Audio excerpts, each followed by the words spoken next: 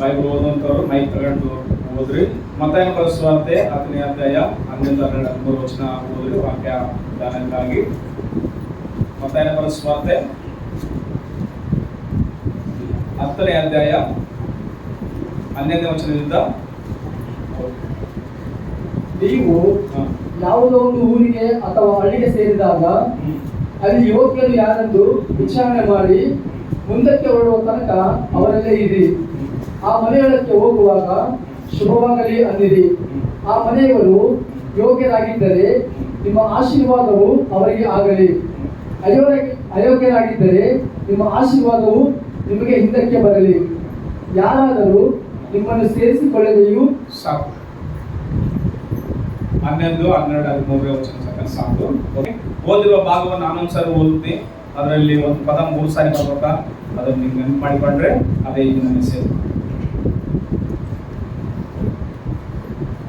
Okay, ಮತ್ತಾಯನ ಬರೆದ ಸುವಾರ್ತೆಯಲ್ಲಿ 10ನೇ ಅಧ್ಯಾಯ 11, 12, 13 ವಚನ ಓದುತ್ತ ನಾನೊಳಗೆ ನೀವು ಓದುವಾಗ 3 ಸಾರಿ ಆ ಶಬ್ದ ಬರ್ತದೆ. ಅದನ್ನ ನೀವು ನೆನಪು ಮಾಡಿಕೊಳ್ಳ್ರಿ. ಅದೇ ಈ ವಾರದ ಸಂದೇಶ ಆಯಿತು. ಓಕೆ, ನೀವು ಯಾವುದೊಂದು ಊರಿಗೆ ಅಥವಾ ಹಳ್ಳಿಗೆ ಸೇರಿದಾಗ ಅಲ್ಲಿ ಯೋಗ್ಯರು ಯಾರೆಂದು ವಿಚಾರಣೆ ಮಾಡಿ ಮುಂದಕ್ಕೆ ಹೊರಡುವ ತನಕ ಅವರಲ್ಲಿ ಇರಿ. ಆ ಮನೆಯೊಳಗೆ ಹೋಗುವಾಗ ಶುಭವಾಗಲಿ ಅನ್ನಿರಿ. ಆ ಮನೆಯವರು ಯೋಗ್ಯರಾಗಿದ್ದರೆ ನಿಮ್ಮ ಆಶೀರ್ವಾದ ಅವರಿಗೆ ಆಗಲಿ. ಅಯೋಗ್ಯರಾಗಿದ್ದರೆ ನಿಮ್ಮ ಆಶೀರ್ವಾದ ನಿಮಗೆ ಹಿಂದಕ್ಕೆ ಬರಲಿ. ಹಲ್ಲೆಲೂಯಾ. ಎಷ್ಟು ಸಾರಿ ಬರ್ತದೆ ಅಂತೇಳಿ ನಾ ಪದನ ಯಾವುದು ದೇವರ ಸ್ತೋತ್ರ. ಹಲ್ಲೆಲೂಯಾ. ಯೋಗ್ಯರು ಇನ್ನೊಬ್ರು ಯಾರಾದ್ರ ಒಳ್ಳೆಯವರು ಇರ್ತೀವಿ, ಕೆಟ್ಟವರು ಇರ್ತೀವಿ ಮಾತು. ಅದೇ ಆ ಒಂದು ಸಂದೇಶ. ನಾವು ಯೋಗ್ಯರಾಗಿ ನಾವು ಇರಬೇಕು ದೇವರಿಗೆ, ಅಯೋಗ್ಯರಾಗಬಾರ್ದು ಅನ್ನುವಂಥದ್ದೇ ಸಂದೇಶ. ಮಾತು ಎಲ್ಲರೂ ಒಂದ್ಸಾರಿ ಆ ಪದ ನಂತರ ಯೋಗ್ಯ ಅಂದ್ರೆ ಒಂದ್ಸಾರಿ ಯೋಗ್ಯತೆ ಅನ್ನುವಂಥದ್ದು ಅದು ದೇವರಿಂದ ಕೆಲವು ಜನರು ಪಡ್ಕೊಂಡಾರ. ಕೆಲವರು ತಮ್ಮ ತಮ್ಮ ಕಾರ್ಯಗಳಿಂದ ಮಾಡಲಿಕ್ಕೆ ಪ್ರಯತ್ನ ಮಾಡಿ ಪಡ್ಕೊಂಡಾರ ಬೈಬಲ್ನಲ್ಲಿ. ಇಂದಿನ ಸ್ವಲ್ಪ ಸಮಯ ಯೋಗ್ಯ ಅನ್ನುವಂಥ ರೀತಿಯಲ್ಲಿ ಈ ವಚನವನ್ನು ನಾವು ಒಂದು ದೇವರ ಪರಿಶುದ್ಧಾತ್ಮನೆ ಯಾವ ರೀತಿ ನಡೆಸೋಣ ಆ ರೀತಿಯಾಗಿ ಕೇಳಿಸ್ಕೊಳ್ಳಿಕ್ಕೆ ನಮ್ಮ ಹೃದಯ, ನಮ್ಮ ಕಣ್ಣುಗಳು, ನಮ್ಮ ಮನಸ್ಸೆಲ್ಲ ದೇವರ ಕಡೆಗೆ ಒಪ್ಪಿಸಿಕೊಟ್ಟು ನೆಮ್ಮದಿಯಾಗಿ ನಾವು ದೇವರ ವಾಕ್ಯ ಕೇಳೋದಾದ್ರೆ ನಿಜವಾಗಲೂ ನಾವು ಆತನಲ್ಲಿ ನಿರಂತರಾಗಿರ್ಲಿಕ್ಕೆ ಸಾಧ್ಯ ಮಾತು. ನೋಡ್ರಿ, ದಿನ ಕರ್ತನ ಭೋಜನ ಐತಂತ ನಾನು ಮೊದಲೇ ನಿಮಗೆ ನಾನು ಹೇಳಿದ ಮಾತು. ಕರ್ತನ ಭೋಜನ ತಿನ್ನುವವರಿಗಾಗಿ ಏನಾಗಿರ್ಬೇಕಂತ ಹೇಳ್ತಂದ್ರೆ ಬೈಬಲ್ ಯೋಗ್ಯರಾಗಿರ್ಬೇಕಂತ ಬೈಬಲ್ ಹೇಳ್ತದ ಮಾತು. ಈ ಭೂಮಿ ಮೇಲೆ ಪ್ರತಿ ಕಂಪನಿಗೆ ಒಂದು ಬ್ರಾಂಡ್ ಐತಿ ಮಾತು.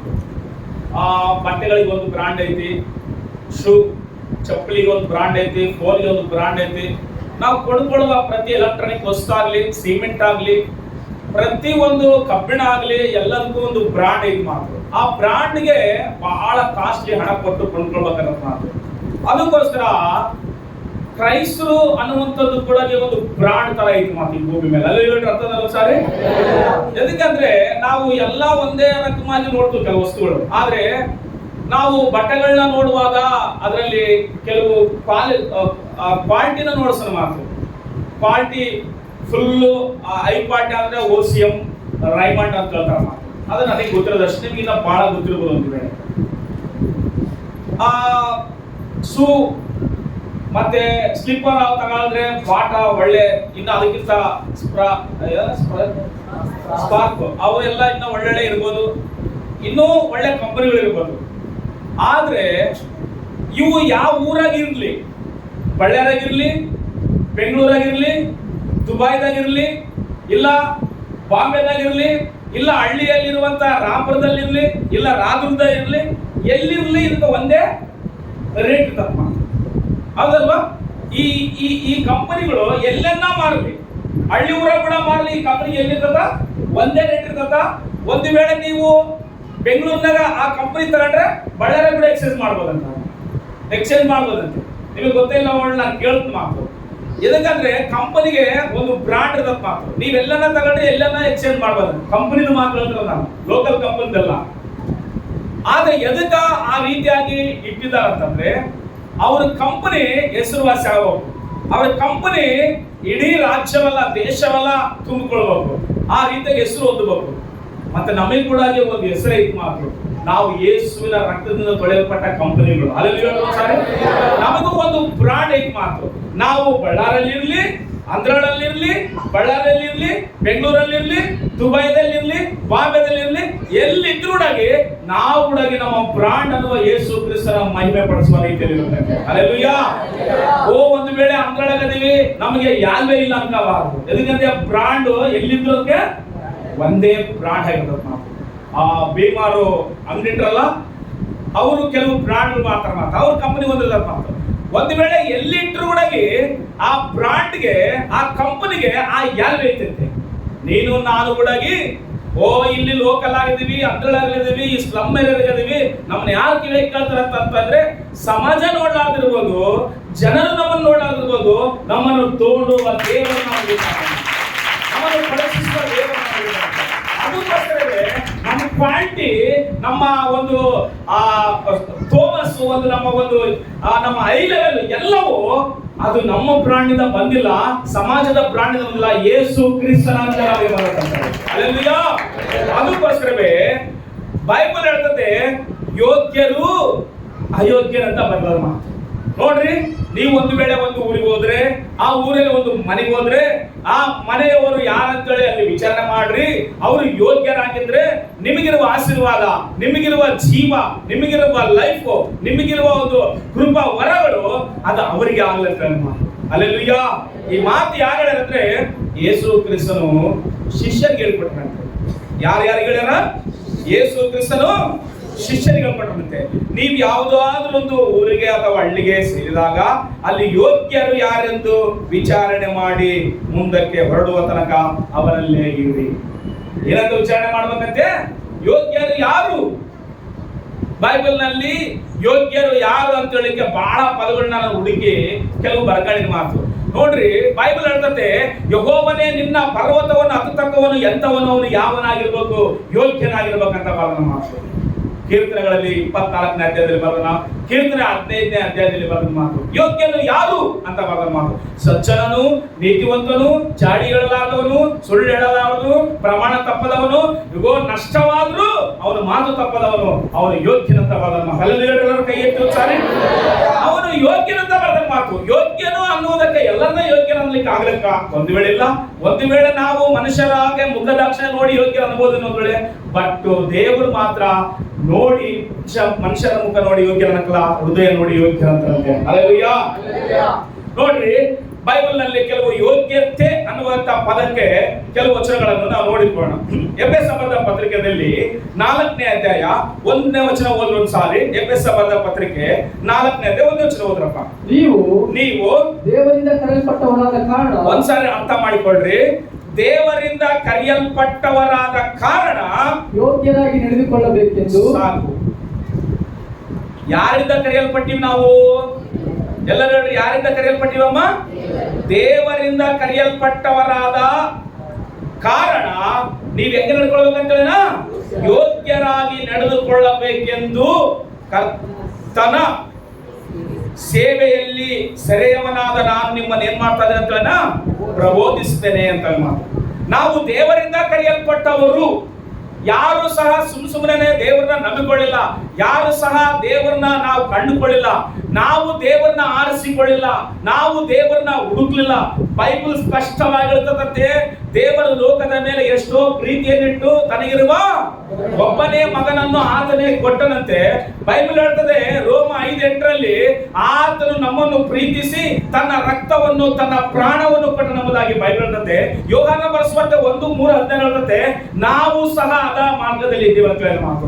ಅಂದ್ರೆ ನಾವು ಆರಿಸಿಕೊಳ್ಳಿಲ್ಲ ಏಸಪ್ಪನನ್ನು, ನಮ್ಮನ್ನು ಏಸಪ್ಪ ಆರಿಸಿಕೊಳ್ಳಂತ ಹೋಗ್ತೇವೆ. ಹಲ್ಲೆಲೂಯಾ. ಅದಕ್ಕೋಸ್ಕರವೇ ನೀವು ದೇವರಿಂದ ಕರೆಯಲ್ಪಟ್ಟವರಾದ ಕಾರಣ ಹೆಂಗ್ ನಡ್ಕೊಳ್ಬೇಕಂತ ಯೋಗ್ಯರಾಗಿ ನಡ್ಕೊಂಡ್ರಂತ. ಆ ಪದ ಯೋಗ್ಯತೆ ಅನ್ನುವಂಥದ್ದಕ್ಕ ಬೇಕಾದಷ್ಟು ಬೈಬಲ್ ಅಲ್ಲಿ ಇರ್ಬೋದು, ಆದ್ರೆ ಯೋಗ್ಯತೆ ಅನ್ನುವಂಥದ್ದಕ್ಕ ನಾನು ಮೊದಲು ಹೇಳಿದಲ್ಲ, ಒಂದು ಕಂಪನಿ ಇದ್ರೆ, ಒಂದು ಬ್ರಾಂಡ್ ಇದ್ರೆ ಅದಕ್ಕೆ ಎಲ್ಲಿದ್ರು ಯಾಲ್ವೇ ಇರ್ತದಂತೆ. ಬೈಬಲ್ ನಲ್ಲಿ 430 ವರ್ಷ ಐಗುಪ್ತ ದೇಶದಲ್ಲಿರುವಂತಹ ಇಸ್ರಾಯೇಲರು, 70 ವರ್ಷ ಬಾಬೆಲ್ ದೇಶದಲ್ಲಿರುವಂತಹ ಇಸ್ರಾಯೇಲರು, ಅವ್ರಿಗೊಂದು ಕಂಪನಿ ಅನ್ನುವಂಥದ್ದು, ಅಂದ್ರೆ ಯಹೂದ್ಯರು ಅನ್ನುವಂಥದ್ದು ಬ್ರಾಂಡ್ ಐತಿ ಮಾತು. ಅದೆಲ್ಲಿ ಬರುತ್ತೆ? ಯಾಕೋಬನಿಗೆ 12 ಜನ ಮಕ್ಕಳಿಟ್ರೆ 4ನೇ ಮಗನ ಹೆಸರು ಯೂದ ವಂಶದಲ್ಲೇ ಯೇಸು ಕ್ರಿಸ್ತನ ಬರಬೇಕಾಯ್ತು. ಆ ವಂಶವನ್ನು, ಆ ದೀಪವನ್ನು ಆರಲಾರದೆ ಕಾಪಾಡ್ತಾ ಬಂದಂತ ದೇವರು ದುಷ್ಟ ಹಾಮಾನನು ಅವ್ರನ್ನ ತೆಗೆದಾಕ್ಬೇಕಂತ ನೋಡಿದ ಮಾತು ಎಸ್ತೇರ್ ಗ್ರಂಥದಲ್ಲಿ. ಹಲ್ಲೆಲೂಯಾ. ತೆಗೆದಾಕ್ಬೇಕಂತ ನೋಡಿದ. ಅದಕ್ಕೋಸ್ಕರವೇ ಐಶ್ವರ್ಯ ರಾಜನ ಹತ್ರ ಹೋದ ಮಾತು ಒಂದ್ ದಿವಸ ಹೋಗಿ, ಈ ಬಾಬೆಲ್ ಅದು ಈ ದೇಶದಲ್ಲಿ, ಅಲ್ಲಿಗೆ ಆ ದೇಶಗಳು ಎಷ್ಟು ಗೊತ್ತಾ, 127 ದೇಶಗಳ ಸಂಸ್ಥಾನದಲ್ಲಿರುವಂತ ಐಶ್ವರ್ಯ ರಾಜನು, ಅಲ್ಲಿರುವಂತ ಜನರು, ಅಲ್ಲಿ ಯುವಕರಿದ್ದಾರೆ, ಅಲ್ಲಿ ಬೇರೆ ಪಂಗಡದವರಿದ್ದಾರೆ, ಎಲ್ಲ ಜಾತಿಯವರಿದ್ದಾರೆ. ಒಂದು ಏರಿಯಾದಲ್ಲಿ ಇಲ್ಲ, ಈ ಯುವಕರು ಎಲ್ಲ ಕಡೆ ಚೆದರೋಗ್ಯಾರ, ಎಲ್ಲ ಕಡೆ ಚೆದರೋದ್ರೊಳಗೆ. ಆದ್ರೆ ಅವರು ಪದ್ಧತಿ ಬಿಟ್ಟು ಬೇರೆ ಪದ್ಧತಿ ಅವರು ಅನುಸರಿಸ್ತಾ ಇಲ್ಲಂತೆ. ಅದನ್ನ ಕೇಳಿದ್ರೆ ಆಚಾರ ಅಂತ, ಓದಿದ್ರು ಕೂಡ ಆಚಾರ ಅಂತ. ನೋಡ್ರಿ, ನಾವು ಈ ಪ್ರಾಂತದಲ್ಲಿ ಇದ್ದೇವೆ. ಈ ಪ್ರಾಂತದಲ್ಲಿ ನಮ್ಮನ್ನು ನೋಡ್ತಾರೆ. ನಾವು ನಡೆಯುವುದು, ನುಡಿಯುವುದು, ಮಾತನಾಡುವುದು, ಕೆಲಸ ಮಾಡುವುದು ಎಲ್ಲದನ್ನು ನೋಡ್ತಾರೆ. ನಾವು ಈ ಪ್ರಾಂತ ಬಿಟ್ಟು ಬೇರೆ ಪ್ರಾಂತಕ್ಕೆ ಹೋದ್ರೆ ಅಲ್ಲಿ ನಮ್ಮನ್ನ ಯಾರು ಲೆಕ್ಕ ಮಾಡೋದಿಲ್ಲ, ಅಲ್ಲಿ ಅವರು ನಮ್ಮನ್ನ ಗಮನ ಇಟ್ಟು ನೋಡೋದಿಲ್ಲ. ಅದಕ್ಕೋಸ್ಕರವೇ ನಾವೇನಂತ ಅಂದ್ರೆ, ಈ ದೂರಲ್ಲಿ ನಾವು ಗೌರವ ಕಾಪಾಡಿಕೊಳ್ಳಿಕ್ಕೆ ಬಹಳ ಪ್ರಯತ್ನ ಮಾಡ್ತು ಮಾತು. ಅದು ಮನೆ ಗೌರವ ಆಗ್ಲಿ, ಮಕ್ಕಳ ಗೌರವ ಆಗ್ಲಿ, ವ್ಯಕ್ತಿಗತ ಗೌರವ ಆಗ್ಲಿ, ಎಲ್ಲರ ಗಮನ ಇಟ್ಟು ಕಳ್ಸ್ಕೊಡ್ರಿ. ಆದ್ರೆ ಈ ಜ್ಯೂಸ್ ಯಹೂದ್ಯರನ್ನ ಕರ್ಕೊಂಡು ಹೋಗಿ ಬಾಬೆಲ್ ದೇಶದಲ್ಲಿ 70 ವರ್ಷ ಅಲ್ಲಿ ದಾಸರನ್ನಾಗಿ ಇಟ್ಕೊಂಡಿರುವ ಆ ರಾಜನ ಸಂಸ್ಥಾನದಲ್ಲಿ ಇವರು ಒಂದೇ ಪ್ರಾಂತದಲ್ಲಿ ಇಲ್ಲ ಅಂತ ಸರಿ. ಸ್ವಲ್ಪ ಜನ ಒಂದು ಪ್ರಾಂತದಲ್ಲಿ ಇದಾರ, ಇನ್ನ ಸ್ವಲ್ಪ ಜನ ಬೇರೆ ಪ್ರಾಂತದಲ್ಲಿ ಇದಾರ, ಇನ್ನ ಸ್ವಲ್ಪ ಜನ ಬೇರೆ ಪ್ರಾಂತದಲ್ಲಿ. ಇವ್ರನ್ನೆಲ್ಲ ಗಮನಿಸ್ತಾ ಬಂದಂತ ದುಷ್ಟ ಹಾಮಾನನು, ನಾಮಾನನಲ್ಲ, ಯಾರು ಹೇಳ್ರಿ? ಬೈಬಲ್ ನಲ್ಲಿ ನಾಮಾನನು, ಹಾಮಾನನು, ಹಾಮಾನನು, ಇವ್ರು ಮೂವರ ಹೆಸರು ಒಂದೇ ಲೆಕ್ಕಕ್ಕೆ ಬರ್ತಾವ. ಕೆಲವು ಸಾರಿ ಓದೋವಾಗ ನಮ್ಗೆ ಎಲ್ಲರಿಗೂ ಕನ್ಫ್ಯೂಸ್ ಆಗ್ತಾವ. ನಾಮಾನನು ಕುಷ್ಠರೋಗಿ, ಹಾಮಾನನು ಕುಷ್ಠರೋಗಿ ಅಲ್ಲ, ಹಾಮಾನನು ದುಷ್ಟನು. ಅಲ್ಲಿ ಸಾರಿ, ಈ ಹಾಮಾನನು ಆ ಪ್ರಜೆಗಳನ್ನೆಲ್ಲ ನೋಡ್ತದಂತೆ, ಆ ಸಂಸ್ಥಾನದಲ್ಲಿರುವಂತ ಪ್ರಜೆಗಳು ನೋಡ್ತಾರಂತೆ. ಈ ಪ್ರಜೆಗಳು ಎಲ್ಲೆಲ್ಲಿ ಬದುಕಿರಂದ್ರೆ 127 ದೇಶಗಳಲ್ಲಿರುತ್ತೆ. ಅದರಲ್ಲಿ ನಮ್ಮ ಇಂಡಿಯಾ ಕೂಡ ಬರ್ತದೆ, 2 ಸಾರಿ ಬರ್ತದೆ. ನಮ್ಮ ಭಾರತ ದೇಶ ಹಿಂದೂ ಸ್ಥಾನ ಅಂತ ಬರ್ತದೆ. ಹಲ್ಲೆಲೂಯಾ. ಒಂದು ವೇಳೆ ಜ್ಯೂಸ್ ಯಹೂದ್ಯರು ಒಂದು ವೇಳೆ ಇಂಡಿಯಾದಲ್ಲಿ ಕೂಡ, ಈ ಭಾರತ ದೇಶದಲ್ಲಿ ಕೂಡ ಇರ್ಬೋದು. ಇವತ್ತಿಗೂ ಆಂಧ್ರದಲ್ಲಿ ಯಹೂದ್ಯರು ಅಂತ ಹೇಳ್ತಾರೆ ಮಾತು. ನೀವು ಯಾವಾಗ ನಾ ಟಿವಿ ನೋಡಿದ್ರೆ ಇಸ್ರಾಯೇಲ್ ಅಲ್ಲಿ ಏನಾರ ಇದು ನಡೆದ್ರೆ ಇಲ್ಲಿ ಪ್ರಾರ್ಥನೆ ಮಾಡ್ತಿರ್ತಾರೆ ಅವರು. ನೀವು ಯಾರಂದ್ರೆ ನಾವು ಯಹೂದ್ಯರು, ಅವಾಗ ನಾವು ಚಿದ್ರಿದಾಗ ಇಲ್ಲಿ ಬಂದು ಬೀಳಿ ಅಂತ ಹೇಳ್ತಾರೆ. ಎಲ್ಲ ಗಮನ ಇಟ್ಟು ಕಳ್ಸ್ಕೊಡ್ರಿ. 127 ದೇಶ ಇರುವಂತ ಈ ಜನರನ್ನ ಹೆಂಗ ನೋಡಿದೆ ಹೆಂಗ ಗೊತ್ತಿಲ್ಲ. ಆಗ್ಲಿ ಹಾಮಾನನು ರಾಜನಿಗೆ ಒಂದು ದಿವಸ ಹೇಳ್ತಾರ, ನೋಡಪ್ಪ, ಕೆಲವು ಜನರದರ, ಆ ಜನರು ನಿನ್ನ ಪದ್ಧತಿನ ಆಚರಿಸಂಗಿಲ್ಲ, ನಿನ್ನ ಆಜ್ಞೆಗೆ ಕೈಗೊಂಡು ನಡೆಯಂಗಿಲ್ಲ, ನೀನು ಹೇಳಿದ ನಿಯಮಕ್ಕೆ ಒಳಗಾಗಿಲ್ಲ. ಇವ್ರನ್ನ ಸುಮ್ಮನೆ ಬಿಡಬಾರ್ದು, ನಾವು ಇವ್ರನ್ನ ತೆಗೆದಾಕ್ಬೇಕಂತ ಹೇಳ್ತಾರಂತೆ. ಸರಿ, ನಿನ್ನ ಕೈಯಲ್ಲಿದಾರ, ನೀನ್ ನೋಡಿಕೆ ಅಂತ ಹೇಳ್ತಾರೆ ರಾಜ. ಒಂದ್ಸಲ ಓದ್ರ ಎಸ್ತೇರ್ ಪುಸ್ತಕ ತೆಗೆದು 3ನೇ ಅಧ್ಯಾಯ 8ನೇ ವಚನ ಓದ್ ಒಂದ್ಸಾರಿ.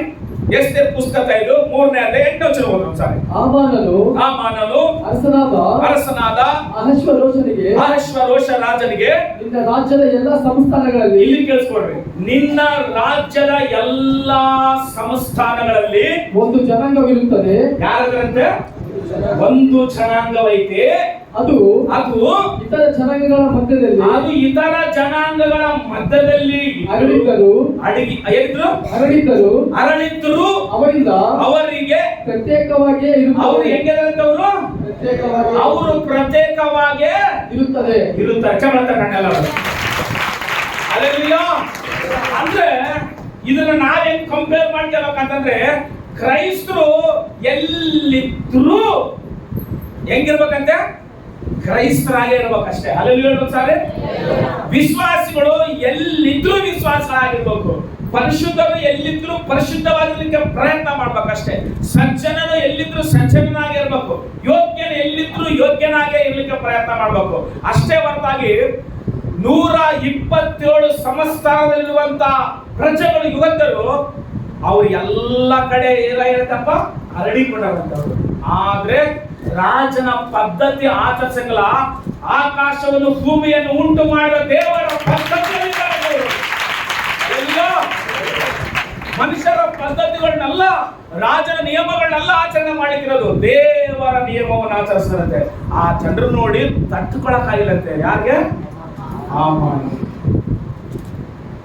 ಬೈಬಲ್ ನಲ್ಲಿ ಯೋಗ್ಯರು ಅನ್ನುವುದಕ್ಕಾಗಿ ನಾವು ದಾನಿಯೆಲ್ಲ ಕೂಡ ತರಬಹುದು, ಶದ್ರಕ್ ಮೇಷಕ್ ಅಬೇದ್ನೆಗೋ ಕೂಡ ತರಬಹುದು. ಯಾಕಂದ್ರೆ ಎಲ್ಲರ ರೀತಿಯಲ್ಲಿ ಇಲ್ಲ, ಪ್ರೈವೇಟ್ ಆಗಿ ಪ್ರತ್ಯೇಕವಾಗಿ ಅದರ ಮಾತು ಅವ್ರನ್ನ ನಾವು ಯೋಗ್ಯರಂತ ಕೂಡ ನಾವು ಏನ್ ಮಾಡ್ಬೋದು, ನಾವು ಹೇಳ್ಕೊಳ್ಬಹುದು. ಮಾತು ಒಂದು ಜನಾಂಗವೈತಿ, ಆ ಜನಾಂಗವು ಪ್ರತ್ಯೇಕವಾಗೈತಿ. ಅಂದ್ರೆ ಆ ಜನಾಂಗಕ್ಕೆ ಒಂದು ಪ್ರತ್ಯೇಕವಾದ ಊರು ಕೊಟ್ಟಿಲ್ಲ, ಆ ಜನಾಂಗಕ್ಕೆ ಪ್ರತ್ಯೇಕವಾದ ಒಂದು ಏನೇ ಇಲ್ಲ. ಎಲ್ಲರ ಮಧ್ಯದಲ್ಲಿದ್ರು ಎಲ್ಲರ ತರ ಇಲ್ಲ ಅಂತ ಅರ್ಥ. ಹಲೋ, ಎಲ್ಲರ ಮಧ್ಯದಲ್ಲಿದ್ರು ಅವರಿಂದ ಪ್ರತ್ಯೇಕವಾಗಿದ್ದಾರೆ. ಹಲ್ಲೆಲೂಯಾ. ನಾವು ಕೂಡ ಅಷ್ಟಲ್ವಾ, ನಮ್ಮ ಸುತ್ತಮುತ್ತಲ ಜನರು, ನಾವು ವ್ಯಾಪಾರ ಮಾಡೋದಲ್ಲಿ, ನಾವು ಓದೋದಲ್ಲಿ, ಕೆಲಸ ಮಾಡೋದಲ್ಲಿ, ಬಿಸ್ನೆಸ್ ಮಾಡೋದಲ್ಲಿ ಎಲ್ಲ ಕಡೆ ನಮ್ಮ ತರ ಕ್ರೈಸ್ತರಕ್ಕಲ್ಲ, ಎಲ್ಲ ಜನರು ಇದ್ದಾರೆ. ಎಲ್ಲ ಜನರ ಮಧ್ಯದಲ್ಲಿ ನಾವು ಇದ್ದೇವೆ. ಹಲ್ಲೆಲೂಯಾ ಸಾರೆ. ಆದ್ರೆ ನಾವು ಪ್ರತ್ಯೇಕವಾಗಿರ್ಬೇಕು ಮಾತ್ರ, ಅವಾಗಲೇ ದೇವರು ನಮ್ಮನ್ನ ಯೋಗ್ಯರು ಅಂತ ಹೇಳ್ತಾರಂತೆ. ಹಲ್ಲೆಲೂಯಾ. ಯಾಕಂದ್ರೆ ಆ ಹಾಮಾನನ ಎಂದ ನೋಡನೆ ಆಗಲಿ ಗೊತ್ತಿಲ್ಲ, ಅಲ್ಲಿ 127 ಸಮಸ್ಯೆ ಅಂತ ಬರೆದಾಗ ಮಾತ್ರ. ನೀವು ಎಸ್ತೇರ್ ಗ್ರಂಥ 1ನೇ ಅಧ್ಯಾಯ 1ನೇ ವಚನ ಹೋದ್ರೆ ಅದರಲ್ಲಿ ಭಾರತ ದೇಶದ ಹೆಸರು ಬರ್ತದಂತೆ. ಅದಕ್ಕೋಸ್ಕರವೇ ಬೈಬಲ್ ಬಹಳ ಇಷ್ಟ ನಮ್ಗೆ. ಆಮೇಲೆ ಹೇಳಿದ್ರು ಸರಿ, ಯಾಕಂದ್ರೆ ಅಮೆರಿಕ ಹೆಸರು ಬರ್ದಿದ್ರಲ್ಲಿ ಯಾವ ಹೆಸರು ಬರ್ದ ನೋಡಿ, ಇವಾಗ ಭಾರತ ದೇಶದ ಹೆಸರು ಬರ್ದ. ಓದ್ತು ಒಂದ್ಸಾರಿ 1ನೇ ಎಸ್ತೇರ್ ಬರೆದ ಗ್ರಂಥನ 1ನೇ ಅಧ್ಯಾಯ 1ನೇ ವಚನ ಒಂದೊಂದ್ಸಾರಿ. ಹಿಂದೂಸ್ತಾನ್ ಮೊದಲುಗೊಂಡು ಅಂತಂದ್ರೆ ಓದಪ್ಪ. ಕೂಶನ್ವರೆಗೂ ಇರುವ 127 ಸಂಸ್ಥಾನಗಳು. ಎಷ್ಟು ದೇಶಗಳಿರುವಾಗ 127 ದೇಶಗಳಲ್ಲಿ ಪ್ರತ್ಯೇಕವಾದ ಜನರು ವಾಸ ಮಾಡ್ತಾರೆ. ಅವ್ರನ್ನ ತೆಗೆದಾಕ್ಬೇಕಂತ ನಾವು. ಎಲ್ಲೆಲ್ಲ ಇರು ನೀನು, ಇಲ್ಲಿ ಇವರು ಸರಿಯಾಗಿ ಯಾರು ಹೇಳಲ್ಲಪ್ಪ, ಯಾರು ಕೇಳಲ್ಲ ಅಂತ ನೀನು ಹೇಳ್ಬೇಡ. ಯಾಕಂದ್ರೆ ಇವರು ಕೂಡ ಎಲ್ಲ ಕಡೆ ಚದುರೋಗ್ಯಾರ, ಎಲ್ಲ ಕಡೆ ಏನ್ ಮಾಡ್ಯಾರ, ಉಳ್ಕೊಂಡಾರ. ಆದ್ರೆ ಇವ್ರನ್ನ ಯಾರು ನೋಡಕ್ಲ ಅಂತ ಅನ್ಕೊಂಡಿಲ್ಲ, ದೇವರು ನೋಡಿದಂತ ಭಯ ಪಟ್ಟಾರ. ಆದ್ರೆ ಒಬ್ಬ ಮನುಷ್ಯ ನೋಡಿದ, ದುಷ್ಟ ಹಾಮಾನನ ನೋಡಿದ. ಮತ್ತು ಇವ್ರನ್ನ ಹೆಂಗನ ಮಾಡಿ ಇವ್ರನ್ನ ಏನ್ ಮಾಡ್ಬಿಡಬೇಕು, ನಾವು ಎಲ್ಲಿ ಇವ್ರನ್ನ ಉಳಿಸ್ಲಾರ್ದಂಗ ತೆಗೆದಾಕ್ಬಿಡ್ಬೇಕು. ಎಲ್ಲಿ ಇವರು ಇರಬಾರ್ದು, ಈ ಛಾತ್ ಇರಬಾರ್ದು, ಈ ಪದ್ಧತಿ ಇರಬಾರ್ದು. ಯಾಕಂದ್ರೆ ಇವರು ಪ್ರತ್ಯೇಕವಾಗಿ ಬದುಕ್ತಾರ. ನಾವು ಮಾಡೋದಂದ್ರೆ ಇವ್ರು ಮಾಡೋದು ಮಾಡ್ತಾರ ಅಂತೇಳಿ ಏನ್ ಮಾಡ್ಯಾರಂತೆ, ಅವಾಗೆ ಪ್ಲಾನ್ ಮಾಡ್ಯಾರ. ಮಾತು ಅವಾಗಿನ ಪ್ಲಾನ್ ಇವಾಗ್ಲೂ ಏನಾಗಿಲ್ಲ, ನಿಂತ್ಕೊಂಡು ಹೋಗಿಲ್ಲ ಸಿಲಿ. ಕ್ರೈಸ್ತರ ಮೇಲೆ ನಿಂತ್ಕೊಂಡು ಹೋಯ್ತಾ, ನಿಂತ್ಕೊಂಡು ಹೋಗಿಲ್ಲ ಸಿಲಿ. ಇವ್ರು ಇರಬಾರ್ದು, ಈ ಬೈಬಲ್ ಇರಬಾರ್ದು, ಇವ್ರು ಇರಬಾರ್ದು, ಈ ಸಭೆಗಳು ಇರಬಾರ್ದು. ಎಲ್ಲ ಯಾವಾಗ್ಲಿಂಚ ಇವಾಗ್ಲೂ ದಾಳಿ ಮಾಡ್ತಾನೆ ಇದಾರ. ಆದ್ರೂ ದೇವರು ಕಾಪಾಡ್ತಾನೆ ಇದ್ದಾನೆ. ಚಪ್ಪಳ ದೇವರು ಕಾಪಾಡ್ತಾನೆ ಇದ್ದಾರ, ದಾಳಿ ಮಾಡ್ತಾ ಇದ್ದಾರೆ. ಅದಕ್ಕೋಸ್ಕರ ಎಲ್ಲೇ ಇರು ಯೋಗ್ಯನಾಗಿರು. ಮತ್ತೆ ಬರೆಸುವಾರ್ತೆ 3ನೇ ಅಧ್ಯಾಯ 11ನೇ ವಚನ ಹೇಳ್ತಾನೆ, ಸ್ನಾನಿಕನಾದ ಯೋಹಾನ ನನ್ನ ಕಣ್ಣಿನ ಮಾತು ಹೇಳ್ತಾ ಇರೋದು. ಓದೊಂದ್ಸಾರಿ 3ನೇ ಅಧ್ಯಾಯ 11ನೇ ವಚನ ಓದೊಂದ್ಸಾರಿ. ನಾನಂತೂ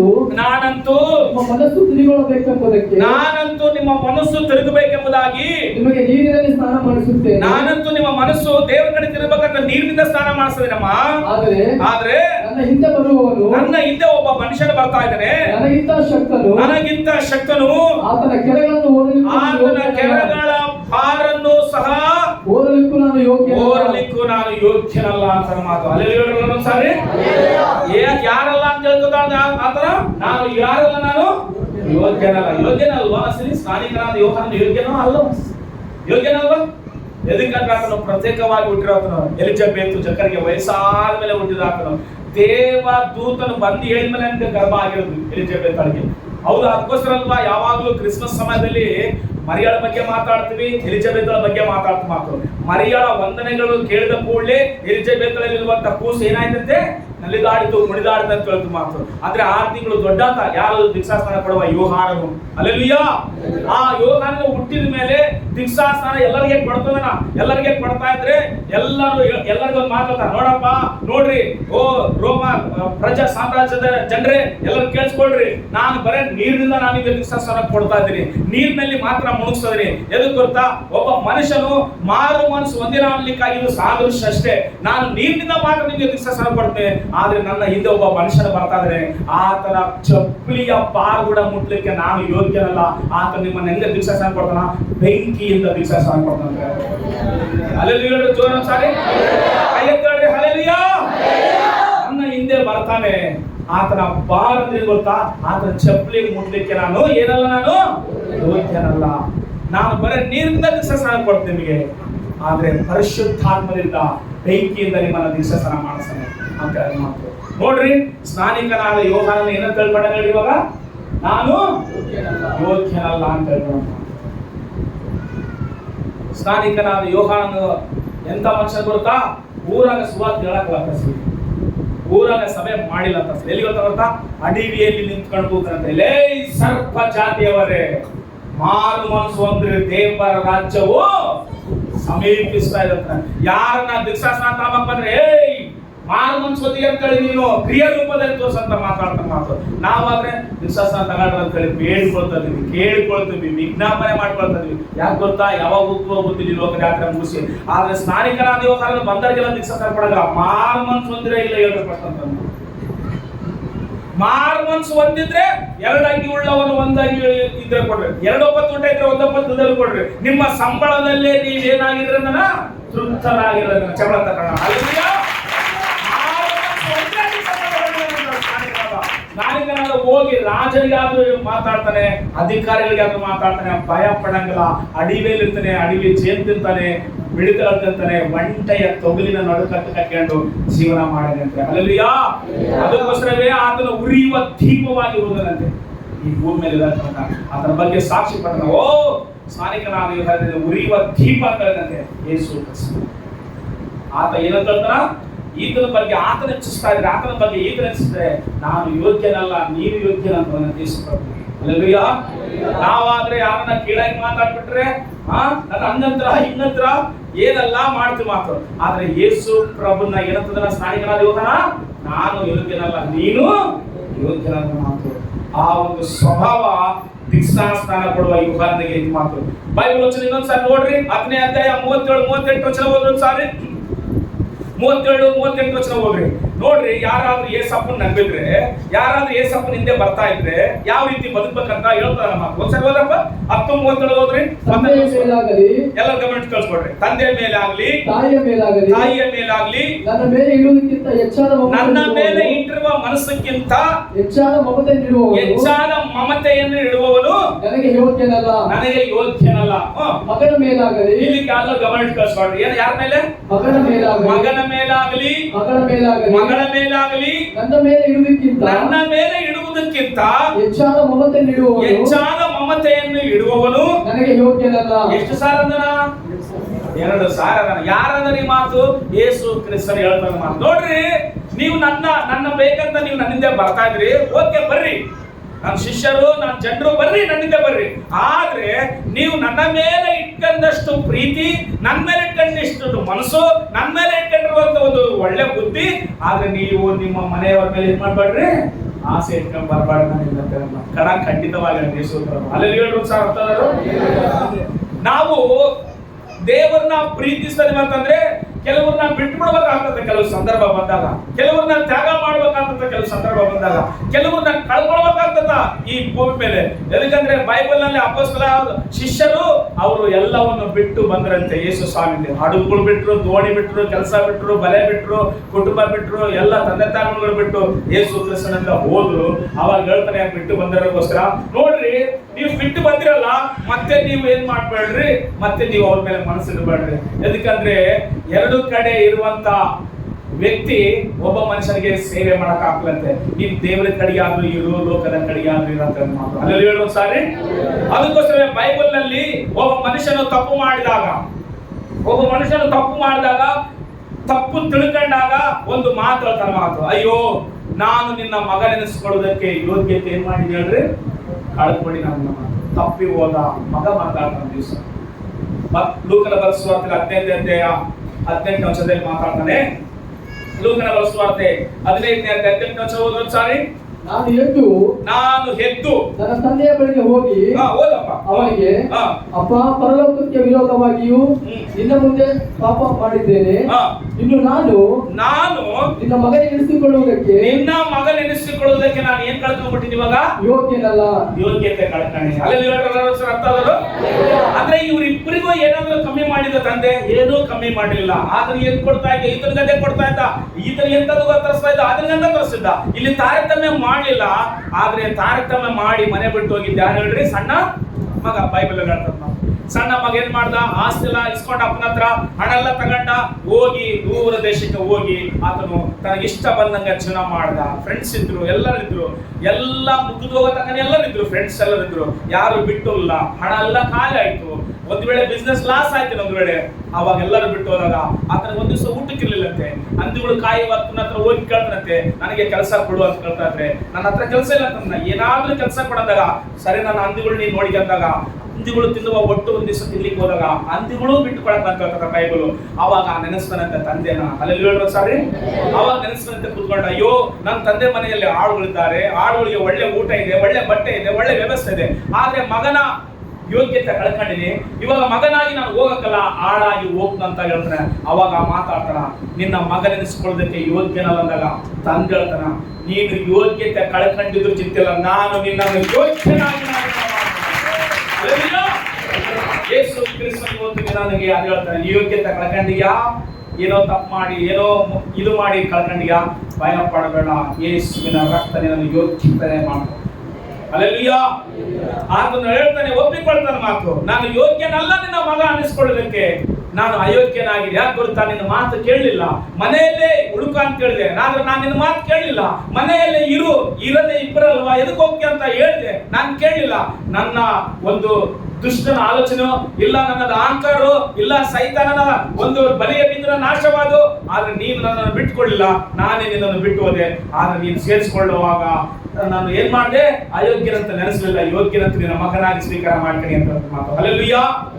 ಯೋಗ್ಯತೆ ಇಲ್ಲದಂತ ವ್ಯಕ್ತಿನ ತಂದೆ ಯೋಗ್ಯನಾಗಿ ಮಾಡಿ ತೋರಿಸುತ್ತದೆ ಬೈಬಲ್. ಪ್ರಿಯಾದರ ಮಕ್ಕಳೇ, ನಿಮ್ಮನ್ನು ಜನರು ಅಯೋಗ್ಯ ಅನ್ಬೋದು.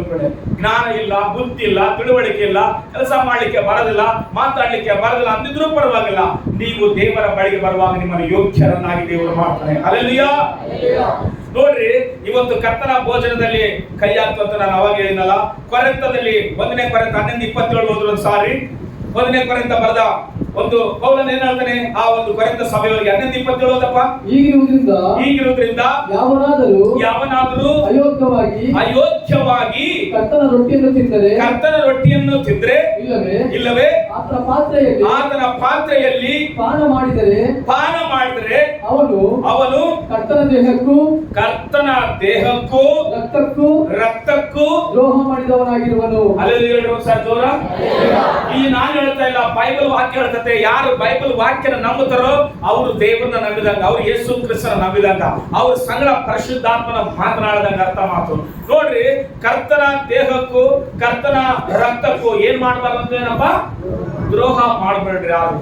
ಯಾಕೆ ಗೊತ್ತಾ, ಮನುಷ್ಯರಿಗೆ ದ್ರೋಹ ಮಾಡಿದ್ರೆ ದೇವರು ಕ್ಷಮಿಸ್ತಾನೆ. ಹಲೋ, ಮನುಷ್ಯನಿಗೆ ತಪ್ಪು ಮಾಡಿದ್ರೆ ದೇವರು ಕ್ಷಮಿಸ್ತಾನೆ. ಹೋಗ್ಲಿ ಬಿಡು, ನನ್ನ ಮಗ ನಾನು ರಕ್ತ ಕೊಟ್ಟಿದಂತ ಮಾತು ಇಲ್ಲಿ ಬೈಬಲ್ ಹೇಳ್ತದೆ. ನೋಡ್ರಿ, ಎಲ್ಲರೂ ಗಮನ ಇಟ್ಕೊಳ್ಕೊಳ್ರಿ. ರೊಟ್ಟಿ ಒಂದೇ, ದ್ರಾಕ್ಷರಸದ ಪಾತ್ರ ರಕ್ತವು ಒಂದೇ.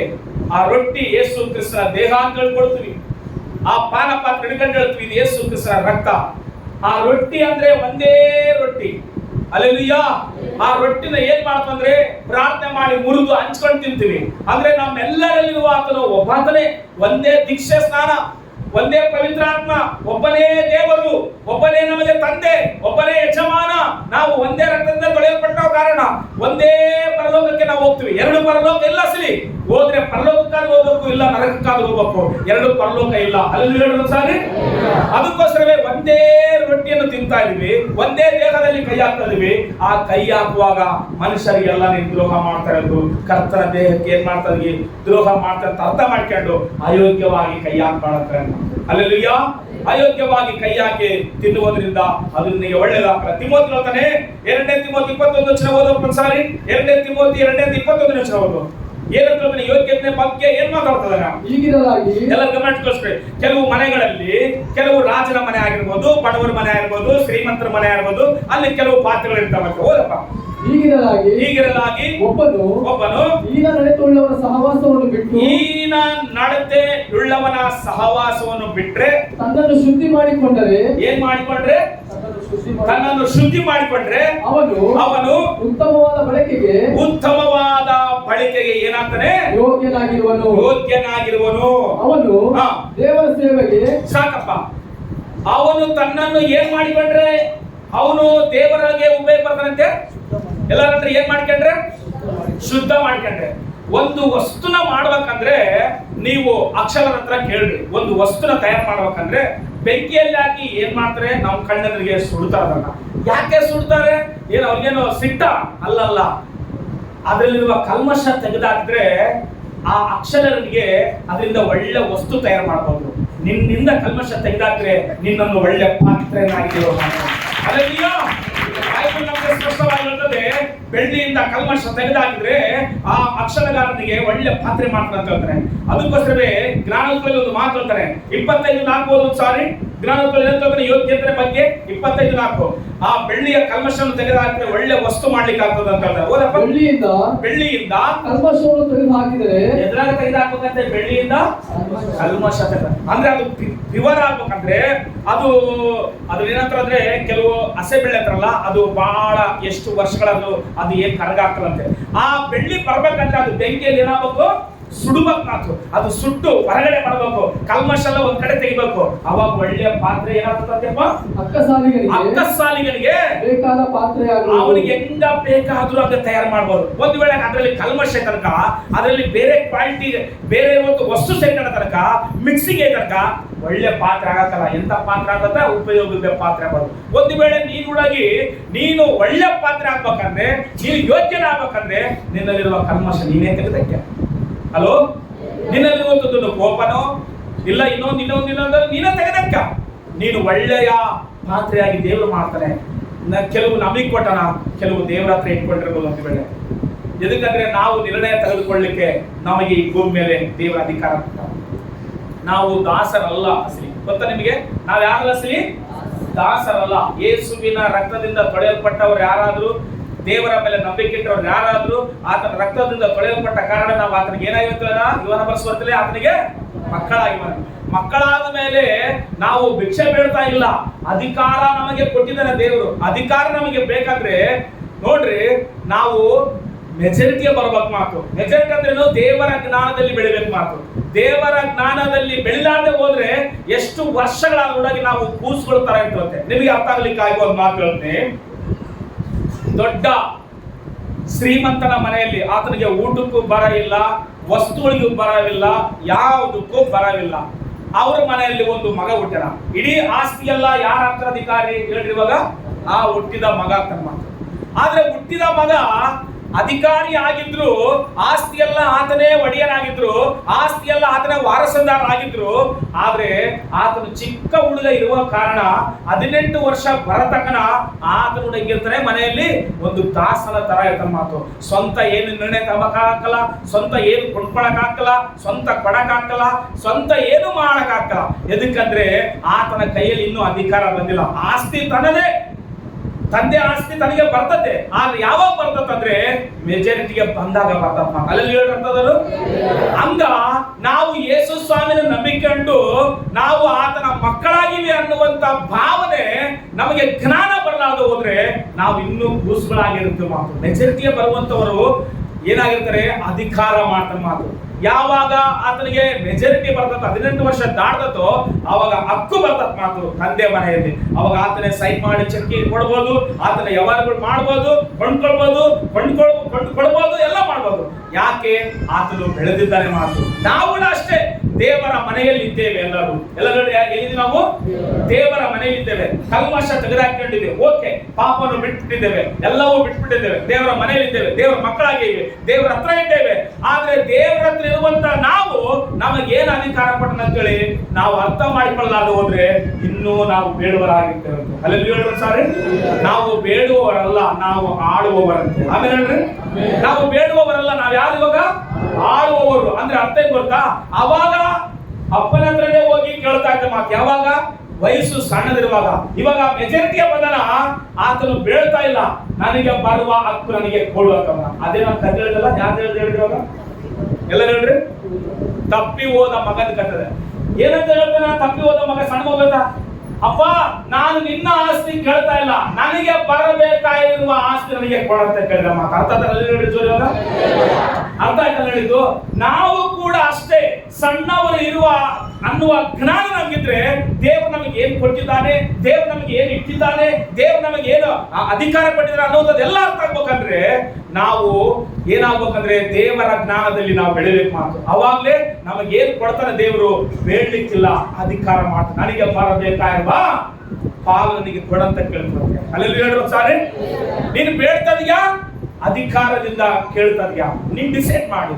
ಎದಕ್ಕಂದ್ರೆ ಬೈಬಲ್ ಹೇಳ್ತದೆ ಒಳ್ಳೆಯ ಪಾತ್ರೆ ಆಗ್ಬೇಕಂದ್ರೆ ಆ ಬೆಳ್ಳಿಯಿಂದ ಕಲ್ಮಶ ಹೊರಗಡೆ ಹೋಗ್ಬೇಕು. ಯೋಗ್ಯನು ಯಾರು ಅನ್ನುವುದಕ್ಕಾಗಿ ಕೀರ್ತನೆ ಓದೊಂದು ಸಾರಿ 15ನೇ ಅಧ್ಯಾಯ 15ನೇ ಒಂದರಿಂದ ಓದಪ್ಪ ಒಂದು ಸಾರಿ 15ನೇ ಕೀರ್ತನೆಗಳು. ಯೆಹೋವನೇ ನಿನ್ನ ಗುಡಾರದಲ್ಲಿ ಇಳುಕೊಳ್ಳುವ ವ್ಯಕ್ತಿ ಯಾರು? ಯೋಗ್ಯನು ಯಾವನು? ಇಲ್ಲಿ ಕೇಳಿಸ್ಕೊಡ್ರಿ, ಯೋಗ್ಯನು ಯಾವನು ಅಂತ ಕೇಳ್ತಾರ ಮಾತು. ನಿನ್ನ ಪರಿಶುದ್ಧ ಪರ್ವತದಲ್ಲಿ ವಾಸಿಸತಕ್ಕವನು ಎಂತವನಾಗಿರಬೇಕು? ಅವನ ಸಜ್ಜನನು ನೀತಿವಂತನು ಮನಃಪೂರ್ವಕವಾಗಿ ಸತ್ಯವಚನವನ್ನು ಆಡುವವನು ಆಗಿರಬೇಕು. ಅವನು ಚಾಡಿಯನ್ನು ಹೇಳಲಾರದವನು, ಮತ್ತೊಬ್ಬರಿಗೆ ಅನ್ಯಾಯ ಮಾಡದವನು, ಯಾರನ್ನು ನಿಂದಿಸದವನು ಆಗಿರಬೇಕು. ಅವನು ಏನಂತೆ ಭ್ರಷ್ಟರನ್ನು ಜರಿದು ಬಿಟ್ಟವನು ಯೆಹೋವನಲ್ಲಿ ಭಯಭಕ್ತಿಯುಳ್ಳವರನ್ನು ಏನ್ ಮಾಡಬೇಕು? ಸನ್ಮಾನಿಸುವವನು. ಇಲ್ಲಿ ಕೇಳಿಸ್ಕೊಡ್ರಿ, ನಷ್ಟವಾದರೂ ಪ್ರಮಾಣ ತಪ್ಪದವನು ಆಗಿರಬೇಕು. ಅವನು ಸಾಲಕ್ಕೆ ಬಡ್ಡಿ ಕೇಳದವನು, ನಿರಪರಾಧಿಯು, ಕೇಡಿಗಾಗಿ ಏನ್ ತಗೊಳ್ಬಾರದು, ಲಂಚ ತೆಗೆದುಕೊಳ್ಳುವವನಾಗಿರಬೇಕು. ಇಂಥವನು ಎಂದಿಗೂ ಕದಲುವುದಿಲ್ಲ. ಇವನ್ನ ಏನಂತಾರೆ ಇವಾಗ ಹೇಳ್ರಿ, ಈಗ ನಾ ಯೋಗ್ಯ ಅಂತ ಬೈಬಲ್ ಹೇಳ್ತಂತೆ. ನಾವೆಲ್ಲ ಡಿಸೈಡ್ ಮಾಡ್ಬೇಕಾದ್ರೆ ಯಾರು ಡಿಸೈಡ್ ಮಾಡ್ತಾರ? ದೇವರ ವಾಕ್ಯ ಡಿಸೈಡ್ ಮಾಡ್ತಾರೆ. ಯೋಗ್ಯರು ಯಾರು, ಯೋಗ್ಯ ಅನ್ನುವಂಥದ್ದು ಏನು ನಾವು ಅನ್ಕೊಳ್ತೀವಿ ಮಾತು. ಎಲ್ಲರ ಗಮನ ಇಟ್ಟು ಕೇಳಿಸ್ಕೊಡ್ರಿ. ನಾವು ಈ ಲೋಕದಲ್ಲಿ ನಾವು ಅನ್ಕೊಳ್ತೀವಿ ಕಾಸ್ಟ್ಲಿ ಬ್ರಾಂಡ್. ನಾನು ಅವಾಗ ಹೇಳಿದ್ರ ಮೊದಲೇ ನಿಮಗೆ, ಎಲ್ಲಿದ್ರು ಅದಕ್ಕ ಏನಿರ್ತದ ಅದ್ರ ವ್ಯಾಲ್ಯೂ ಇರ್ತೈತ. ಎಲ್ಲರ ಗಮನ ಇಟ್ಟು ಕೇಳಿಸ್ಕೊಡ್ರಿ. ಮನುಷ್ಯನಿಗೆ ಕಾಸ್ಟ್ಲಿ ಬ್ರಾಂಡ್ ಬಟ್ಟೆ ಆಗ್ಲಿ, ಕಾಸ್ಟ್ಲಿ ಬ್ರಾಂಡ್ ವಾಚ್ ಆಗ್ಲಿ, ಕಾಸ್ಟ್ಲಿ ಬ್ರಾಂಡ್ ಫೋನ್ ಆಗ್ಲಿ, ಕಾಸ್ಟ್ಲಿ ಬ್ರಾಂಡ್ ಕಾರ್ ಆಗ್ಲಿ, ಇಲ್ಲ ಎಲ್ಲವೇ ಬ್ರಾಂಡ್ ಉಪಯೋಗಿಸಿದ್ರೆ ಗೌರವ ಬರ್ತದಂತ ನೀನು ಅನ್ಕೊಂಡಿದ್ವಿ. ಏನಾದ್ರು ನಿನ್ನ ಭ್ರಮೆ ಅದಷ್ಟೇ ಪ್ರಪಂಚದಲ್ಲಿ. ಹಲೋ, ನಾನು ಹೇಳ್ತಾ ನೀವು ಅರ್ಥ ಮಾಡಿಕೊಳ್ಳಿ. ನೀವು ನಾನು ಕಾಸ್ಟ್ಲಿ ಮಾಡಿದ್ರೆ, ಕಾಸ್ಟ್ಲಿ ಮಾಡ್ಕೊಂಡ್ರೆ, ಕಾಸ್ಟ್ಲಿದ್ರಲ್ಲಿ ಓಡಾಡಿದ್ರೆ ಗೌರವ ಸಿಗದಂತ ನೀನು ಅನ್ಕೊಂಡಿದ್ಯ, ಅದು ನಿನ್ನ ಭ್ರಮೆ. ಎದಕ್ಕಂದ್ರೆ ಬೈಬಲ್ ನಮ್ಗೆ ಹೇಳ್ತದೆ, ಮನುಷ್ಯರು ಮೇಲೆ ಅಳತೆ ಮಾಡಿದ್ರೆ ದೇವರು ಮೇಲೆ ಅಳತೆ ಮಾಡಲ್ಲ. ದೇವರು ಆತ್ಮ ಅಳತೆ ಮಾಡ್ತಾನ. ಮನುಷ್ಯನಿಗೆ ಗೌರವ ಘನತೆ ಸಿಗುವಂಥದ್ದು ಈ ಲೋಕದಲ್ಲಿ ಒಂದು ವೇಳೆ ಅಧಿಕಾರ ಇದ್ರೆ, ನಿನಗೆ 25-26 ವರ್ಷದ ಉದ್ಯೋಗ ಸಿಕ್ಕರೆ 60 ವರ್ಷ ತನಕ ನಿನಗೆ ಯಾರಿಗೂ ಕೊಡ್ಬೋದು ನಿನ್ನ ಸಂಸ್ಥೆ, ನಿನ್ನ ಕಂಪನಿ. ಆಮೇಲೆ ನೀನ್ ರಿಟೈರ್ಮೆಂಟ್ ಆದಾಗ ನಿನಗೆ ಸೆಲೆಕ್ಟ್ ಹೊಡೆಯೋರು, ನಿನ್ ಬಂದು ಹತ್ರ ಬಂದು ಕಾರ್ ಡೋರ್ ತೆಗೆಯೋರು, ನೀನ್ ಬಂದು ಕೂಡಲೇ ಚೇರ್ ಹಾಕುವವರು, ನೀನ್ ಬಂದು ಕೂಡಲೇ ಟೇಬಲ್ ಹಸುವವರು, ಅವ್ರು ಇರ್ಲಾರ್ದೆ ಹೋಗ್ಬೋದು 60 ವರ್ಷ ಆದ್ಮೇಲೆ. ಹಲೋ, ಅದು ನಿನ್ ಕಂಪನಿಗೆ ನೀನು ಕೆಲಸ ಮಾಡತಕ್ಕ ನಿನಗೆ ಯಾರು ಇರ್ಬೋದು. ಒಂದು ವೇಳೆ ಒಳ್ಳೆ ಕಾಸ್ಟ್ಲಿ ಮಾಡಿದ್ರೆ ನಿನಗೆ ಯಾರು ಅನ್ಕೊಂಡಿ. ಒಂದು ವೇಳೆ ಮನುಷ್ಯನ ಹಾಕುವ ಬಟ್ಟೆಗಳಿಂದ, ಮನುಷ್ಯನ ಹಾಕುವ ವಸ್ತುಗಳಿಂದ ಎಲ್ಲ ಮನುಷ್ಯನಿಗೆ ಯಾರಿಗೇ ಬರೋದು, ಮನುಷ್ಯನಲ್ಲಿರುವಂತ ಒಳ್ಳೆ ಗುಣಗಳಿಂದ ಯಾರೇ ಬರೋದು ಮನುಷ್ಯನ. ಹಲೋ, ಅರ್ಥ ಹೇಳಿದ್ದು, ಮನುಷ್ಯನ ಹಾಕುವ ಒಳ್ಳೆ ಕ್ವಾಲಿಟಿಯಿಂದಲ್ಲ ಬೆಲೆ ಬರೋದು, ಮನುಷ್ಯನಿರುವ ಒಳ್ಳೆ ಗುಣಗಳಿಂದ ಬೆಲೆ ಬರ್ತದೆ ಮನುಷ್ಯನಿಗೆ. ಎಷ್ಟು ಜನಕ್ಕೆ ಅರ್ಥ ಆಯ್ತು ನನಗೆ ಗೊತ್ತಿರಾಗ್ಲಿ, ಅರ್ಥದಾರಿಗೆ ಆಗಿದ್ರೆ ದೇವ್ರ ಸ್ತೋತ್ರ. ಅಲ್ಲೆಲ್ಲ ಸಾರಿ, ನೀನು ಹಾಕುವಂತ ಒಳ್ಳೆ ಬ್ರಾಂಡಿಂದಲ್ಲ ನಿನಗೆ ಮರೆಯದಿರೋದು, ನಿನ್ನಲ್ಲಿರುವ ಒಳ್ಳೆ ಗುಣಗಳಿಂದ ನಿನಗೆ ಮರೆಯದಿರುತ್ತೆ. ಅವಾಗಲೂ ಬ್ರಾಂಡು ಇನ್ನೊಂದು ಪದಾರ್ಥ, ಗುಣ ಇನ್ನೊಂದು ಪದಾರ್ಥ. ಅದಕ್ಕೋಸ್ಕರ ಅಂತಾರಲ್ವಾ, ಒಂದು ಸಾರಿ ನಿನ್ನ ಮೇಲಿರುವ ನಂಬಿಕೆ ಕಳ್ಕೊಂಡಿಯಾ, ಆ ನಂಬಿಕೆ ಸಂಪಾದನೆ ಮಾಡ್ಕೊಳಕ ಎಷ್ಟು ತಿಪ್ಪಲು ಬಿದ್ದು ಆಗತ್ತಲ್ಲ. ಹೇಳಿದ್ದು, ಈ ಬ್ರಾಂಡ್ ಕೊಡ್ಕೊಂತಿದ್ದೇನೋ, ಇನ್ನ ಒಂದು ಸ್ವಲ್ಪ ರೊಕ್ಕ ಕೊಟ್ರೆ ಇನ್ನೊಂದು ಬ್ರಾಂಡ್ ಸಿಗತ್ತೆ ನಿನಗೆ, ಹಾಕೊಳಕ. ಆದ್ರೆ ಒಳಗಿರುವ ಗುಣ ಬರದಿಲ್ಲ, ಖುಷಿ ಎಲ್ಲಿ ಸಿಗೋದಿಲ್ಲ. ಯಾವ ಮಾಲೀಕನ ಹತ್ರ ಇರೋದಿಲ್ಲ, ಯಾರ ರಾಜ್ಯದಲ್ಲಿಲ್ಲ, ನೀನೇ ಸಂಪಾದನೆ ಮಾಡಿಕೊಳ್ಳಬೇಕಾದ್ರು ದೇವರ ಕೊಟ್ಟಿರುವ ಗುಣ. ಹಲ್ಲೆಲೂಯಾ.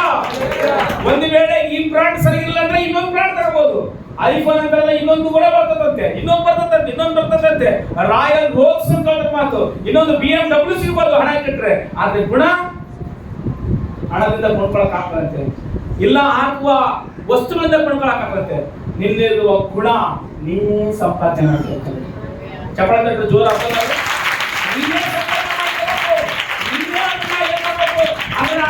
ಅಂಟಿಸ್ಕೋಬೇಕಂತೆ. ಅದಕ್ಕೋಸ್ಕರ ಯೇಸು ನನ್ನನ್ನು ಕಂಡುಕೊಳ್ಳುವ ನಿತ್ಯ ಜೀವನ ಕಂಡುಕೊಳ್ಳ. ಲೋಕದಲ್ಲಿ ಬ್ರಾಂಡ್ ಅಂತ ಕಳ್ತದೆ ಮಾತು, ಬ್ರಾಂಡ್ ಅಲ್ಲ, ನಿನ್ನನ್ನೇ ದೇವರು ಬ್ರಾಂಡ್ ಆಗಿ ಮಾಡ್ಲಿಕ್ಕೆ ಇಷ್ಟಪಡ್ತದೆ. ಅದಕ್ಕೋಸ್ಕರವೇ ಬೈಬಲ್ ಹೇಳುತ್ತಲ್ಲ, ಯೋಗ್ಯನ ಯಾವನು ಅಂತ ಬರೆದವನು ನಾವು. ಎದಕ್ಕಂದ್ರೆ ಯೋಗ್ಯನ ಯಾವನಂತಂದ್ರೆ, ಯೋಗ್ಯನಂತಂದ್ರೆ ಏನರ್ಥ? ನನ್ನ ಈ ಎಲ್ಲ ವಿಷಯಗಳ ಅವನು ನೀತಿವಂತನಾಗಿರ್ಬೇಕು, ಸತ್ಯ ಹೇಳ್ಬೇಕು, ಅವನು ಚಾಡಿ ಹೇಳ್ಬಾರ್ದು, ಅನ್ಯಾಯ ಮಾಡಬಾರ್ದು, ದೇವರಲ್ಲಿ ಭಯಭಕ್ತಿ ಉಳ್ಳವ್ರನ್ನ ಏನ್ ಮಾಡ್ಬೇಕು? ಸನ್ಮಾನ ಮಾಡ್ಬೇಕು. ನಷ್ಟವಾದ್ರು ಪ್ರಮಾಣ ತಪ್ಪಬಾರ್ದು. ಬೈಬಲ್ ನಷ್ಟವಾದ್ರು ಪ್ರಮಾಣ ತಪ್ಪದಾದ್ರು ಮನುಷ್ಯರಾಗಬಾರ್ದು. ಯಾರು ಗೊತ್ತಾ? ಯಫ್ತಾನ್ ಅಂದ್ರೆ ಸಾರಿ, ಯಾರಮ್ಮ? ಯಫ್ತಾನಿಗೆ ಎಷ್ಟು ಜನ ಮಕ್ಕಳಿದ್ರು? ಯಫ್ತಾನಿಗೆ ಎಷ್ಟು ಜನ ಮಕ್ಕಳಿದ್ರು? ಒಬ್ಬನೇ ಮಗಳಿದ್ದು. ಆದ್ರೆ ಒಂದು ಅರಿಕೆ ಮಾಡಿದಂತೆ, ಏನ್ ಗೊತ್ತಾ? ಓ ದೇವ್ರೆ, ಅಲ್ಲಿ ಒಂದು ಜನಾಂಗ ಬರ್ತತ, ಆ ಅಮರ್ಯರ ಯಾರೋ ಜನಾಂಗ ಬರ್ತತ, ಆ ಜನಾಂಗದ ಮೇಲೆ ಯುದ್ಧ ಮಾಡಿದ್ರೆ, ದೇವ್ರೆ ಇಲ್ಲಿ ನಾನು ಗೆದ್ರಿಗಿನ ನಾನು ಮನೆಗೆ ಹೋಗ್ತೀನಲ್ಲ ಕುದುರೆ ಹಾಕೊಂಡು, ಮನೆಯಲ್ಲಿಂಚ ನನ್ನ ಕೋಟೆ ಬಾಗ್ಲಿಂಚ, ನನ್ನ ಮನೆಯಲ್ಲಿಂಚ ಬಾಗ್ಲಿಂಚ ಯಾವ ಪ್ರಾಣಿ ಬರ್ತತೋ, ಏನು ಬರ್ತದೋ ಅದು ನಿನಗೆ ಬಲಿ ಕೊಡ್ತದಂತೆ. ಅರಿಕೆ ಮಾಡಿಕೊಂಡಿದ್ದು ಎಲ್ಲಿ ಗೊತ್ತಾ? ಯುದ್ಧದ ನಡೆಯುವ ಸಮಯದಲ್ಲಿ, ಅಂದ್ರೆ ಯುದ್ಧ ಸ್ಥಾನದಲ್ಲಿ, ರಣರಂಗದಲ್ಲಿ ಏನ್ ಮಾಡ್ತಾನ? ಅರಿಕೆ ಮಾಡ್ತಾನ, ಯುದ್ಧ ಮಾಡೋಣ, ಜಯ ವಂದನ, ಜಯ ದೇವ್ ಕೊಟ್ಟನ, ಇವಾಗ ಮನೆಗೆ ಬರ್ತದನ, ಮನೆಗೆ ಕುದುರೆ ಮೇಲೆ ಬರ್ತದ್ರೆ ಮನೆಯಲ್ಲಿರುವ ಎಲ್ಲರೂ ಕೇಳಿರುತ್ತೆ ವಾರ್ತೆ, ಇವತ್ತು ದೊಡ್ಡ ಜಯ ಕೊಟ್ಟನ ದೇವರು ಯಫ್ತಾನಿಗೆ, ಇವತ್ತು ನಾವೇನ್ ಮಾಡೋದು ಗೊತ್ತಾ? ಆತನನ್ನು ಸ್ವಾಗತ ಮಾಡೋಣ ಬರೀ ಅಂತೇಳಿ ಊರಾಗ ತಗೊಂಡು ಚಪ್ಪಳೆ ತಟ್ಟುತ್ತಾ ಅವರೆಲ್ಲರ ಆ ಕಂಜಿಗಳು ತಗೊಂಡು ನಾಟ್ಯ ಮಾಡುತ್ತಾ ಬರ್ತಾ ಇರುವಾಗ ಮುಂದೆ ಮಗಳು ಬಂದ್ಬಿಡ್ತಾನೆ. ಇಲ್ಲೇನ್ ಮಾಡ್ಕೊಳ್ಳೋಣ? ಅರಿಕೆ ಮಾಡ್ಕೊಳ್ಳೋಣ, ಮನೆ ಬಾಗಿಲಿಂದ ಹೊರಗಡೆ ಏನ್ ಬರ್ತದೋ ನನಗೆ ಏನ್ ಕಾಣ್ತದ ಅದು ನಿನಗೆ ಕೊಡ್ತಂತ. ಇವಾಗ ಯಾರು ಬಂದಾರಂತಂದ್ರೆ ಮಗಳು ಬಂದ್ಬಿಟ್ರಂತೆ. ಆದ್ರೆ ಇನ್ನ ಬೇರೆ ಮಕ್ಕಳು ಇರ್ಲಿಲ್ಲ ಅಂತ ಹೇಳ್ತಾರೆ ಬೈಬಲ್. ಅವಾಗ ಆ ಬಟ್ಟೆಗಳನ್ನ ಹರಕೊಂಡು ಹೇಳ್ತಾರಂತೆ, ಅಯ್ಯೋ ದೇವ್ರೆ ಅಂತ ಅಂದಾಗ ಮಗಳು ಕಳ್ಕೊಳಂತೆ. ಏನ್ ಮಾಡಿ ಅಪ್ಪ ಇದು ಕಳ್ತದಿಗೆ ಜಯ ಕೊಟ್ಟಲ್ಲ ದೇವ್ರು, ನೋಡು ಸಂತೋಷ ಪಡ್ಬೇಕಾದ್ರ ಹಂಗಲ್ಲಮ್ಮ, ಸಂತೋಷ ಕೊಟ್ಟಿದ್ದು ಕರೆಕ್ಟೇ, ಜಯ ಕೊಟ್ಟಿದ್ದು ಕರೆಕ್ಟ್. ನಾನು ಒಂದು ಅರಿಕೆ ಮಾಡ್ತೀನಿ, ನಮ್ಮ ಏನು ಮಾಡ್ತೀನಿ ಅಪ್ಪ, ಮನೆ ಬಾಗಿಲಿಂದ ಹೊರಗಡೆ ಯಾರು ಬರ್ತದ ಅದು ಬಲಿ ಕೊಡ್ತದ ಏನಂತ. ಇವಾಗ ನಾನೇ ಬಲಿಲ್ಲಪ್ಪ, ಅದಕ್ಕೋಸ್ಕರ ನನ್ನ ಬಲಿ ಕೊಡ್ತಿದ್ರೆ, ಹೌದಮ್ಮ ದೇವ್ರ ಚಿಂತ ಮಾಡಪ್ಪ ಅಂತ ಚವಳ ತಗೊಂಡು. ನಾವಾಗ ಏನ್ ಮಾಡ್ತೀವಿ?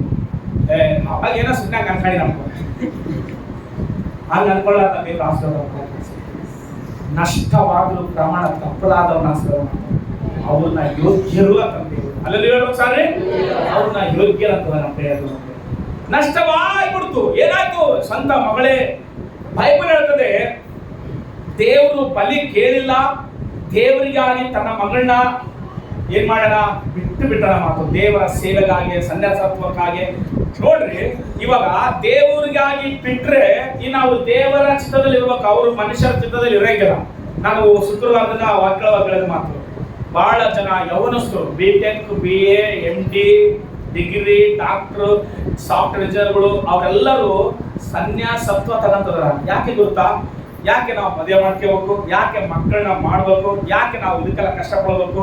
ಮದುವೆ ಮಾಡ್ಕೊಂಡ್ರು ಗಂಡನ ಚಿಂತೆ, ಮಕ್ಕಳಾಗ್ಲಿದ್ರು ಅತ್ತೆ ಮಾವ ಚಿಂತೆ, ಹೆಂಗ ಇದ್ರು ಕುತ್ಕೊಂಡ್ರು ಚಿಂತೆ, ನಡೆದ್ರು ಚಿಂತೆ, ನಕ್ಕರು ಚಿಂತೆ, ಎಲ್ಲ ಚಿಂತೆ, ಎಲ್ಲ ವೇದನೆ ಪಡ್ತಾ ಇವ್ರನ್ನ ನಾವು ಜೀವನ ಮಾಡ್ಬೇಕು. ನಾವು ಸನ್ಯಾಸತ್ವ ತಗೊಂಡಂತೇಳಿ ಎಷ್ಟೋ ಜನರು ಮದುವೆಗಳು ಮಾಡ್ಕೊಳ್ಳಾರ್ದ ಕೆಲವರು ಸನ್ಯಾಸತ್ವಕ್ಕೆ ನಾವು ಏನಾಗ್ತದಂತೆ ಶಿಫ್ಟ್ ಆಗ್ತದಂತೆ. ಎದಕ್ಕಮ್ಮ? ನಿನಗೆ ಅಂದ ಐತಿ, ಉದ್ಯೋಗ ಐತಿ, ಒಳ್ಳೆ ಎಜುಕೇಶನ್ ಐತಿ, ಒಳ್ಳೆ ನಿನಗೆ ಆ ಡಿಗ್ರಿಗಳು ಸಂಪಾದನೆ ಮಾಡ್ಕೊಂಡಿ, ಎದಕ್ಕಮ್ಮ ನೀನು ಮದುವೆ ಮಾಡ್ಕೊಂಡ್ಲಾರ್ದಾಗ ಎಲ್ಲ ತರಬೋದಲ್ಲ?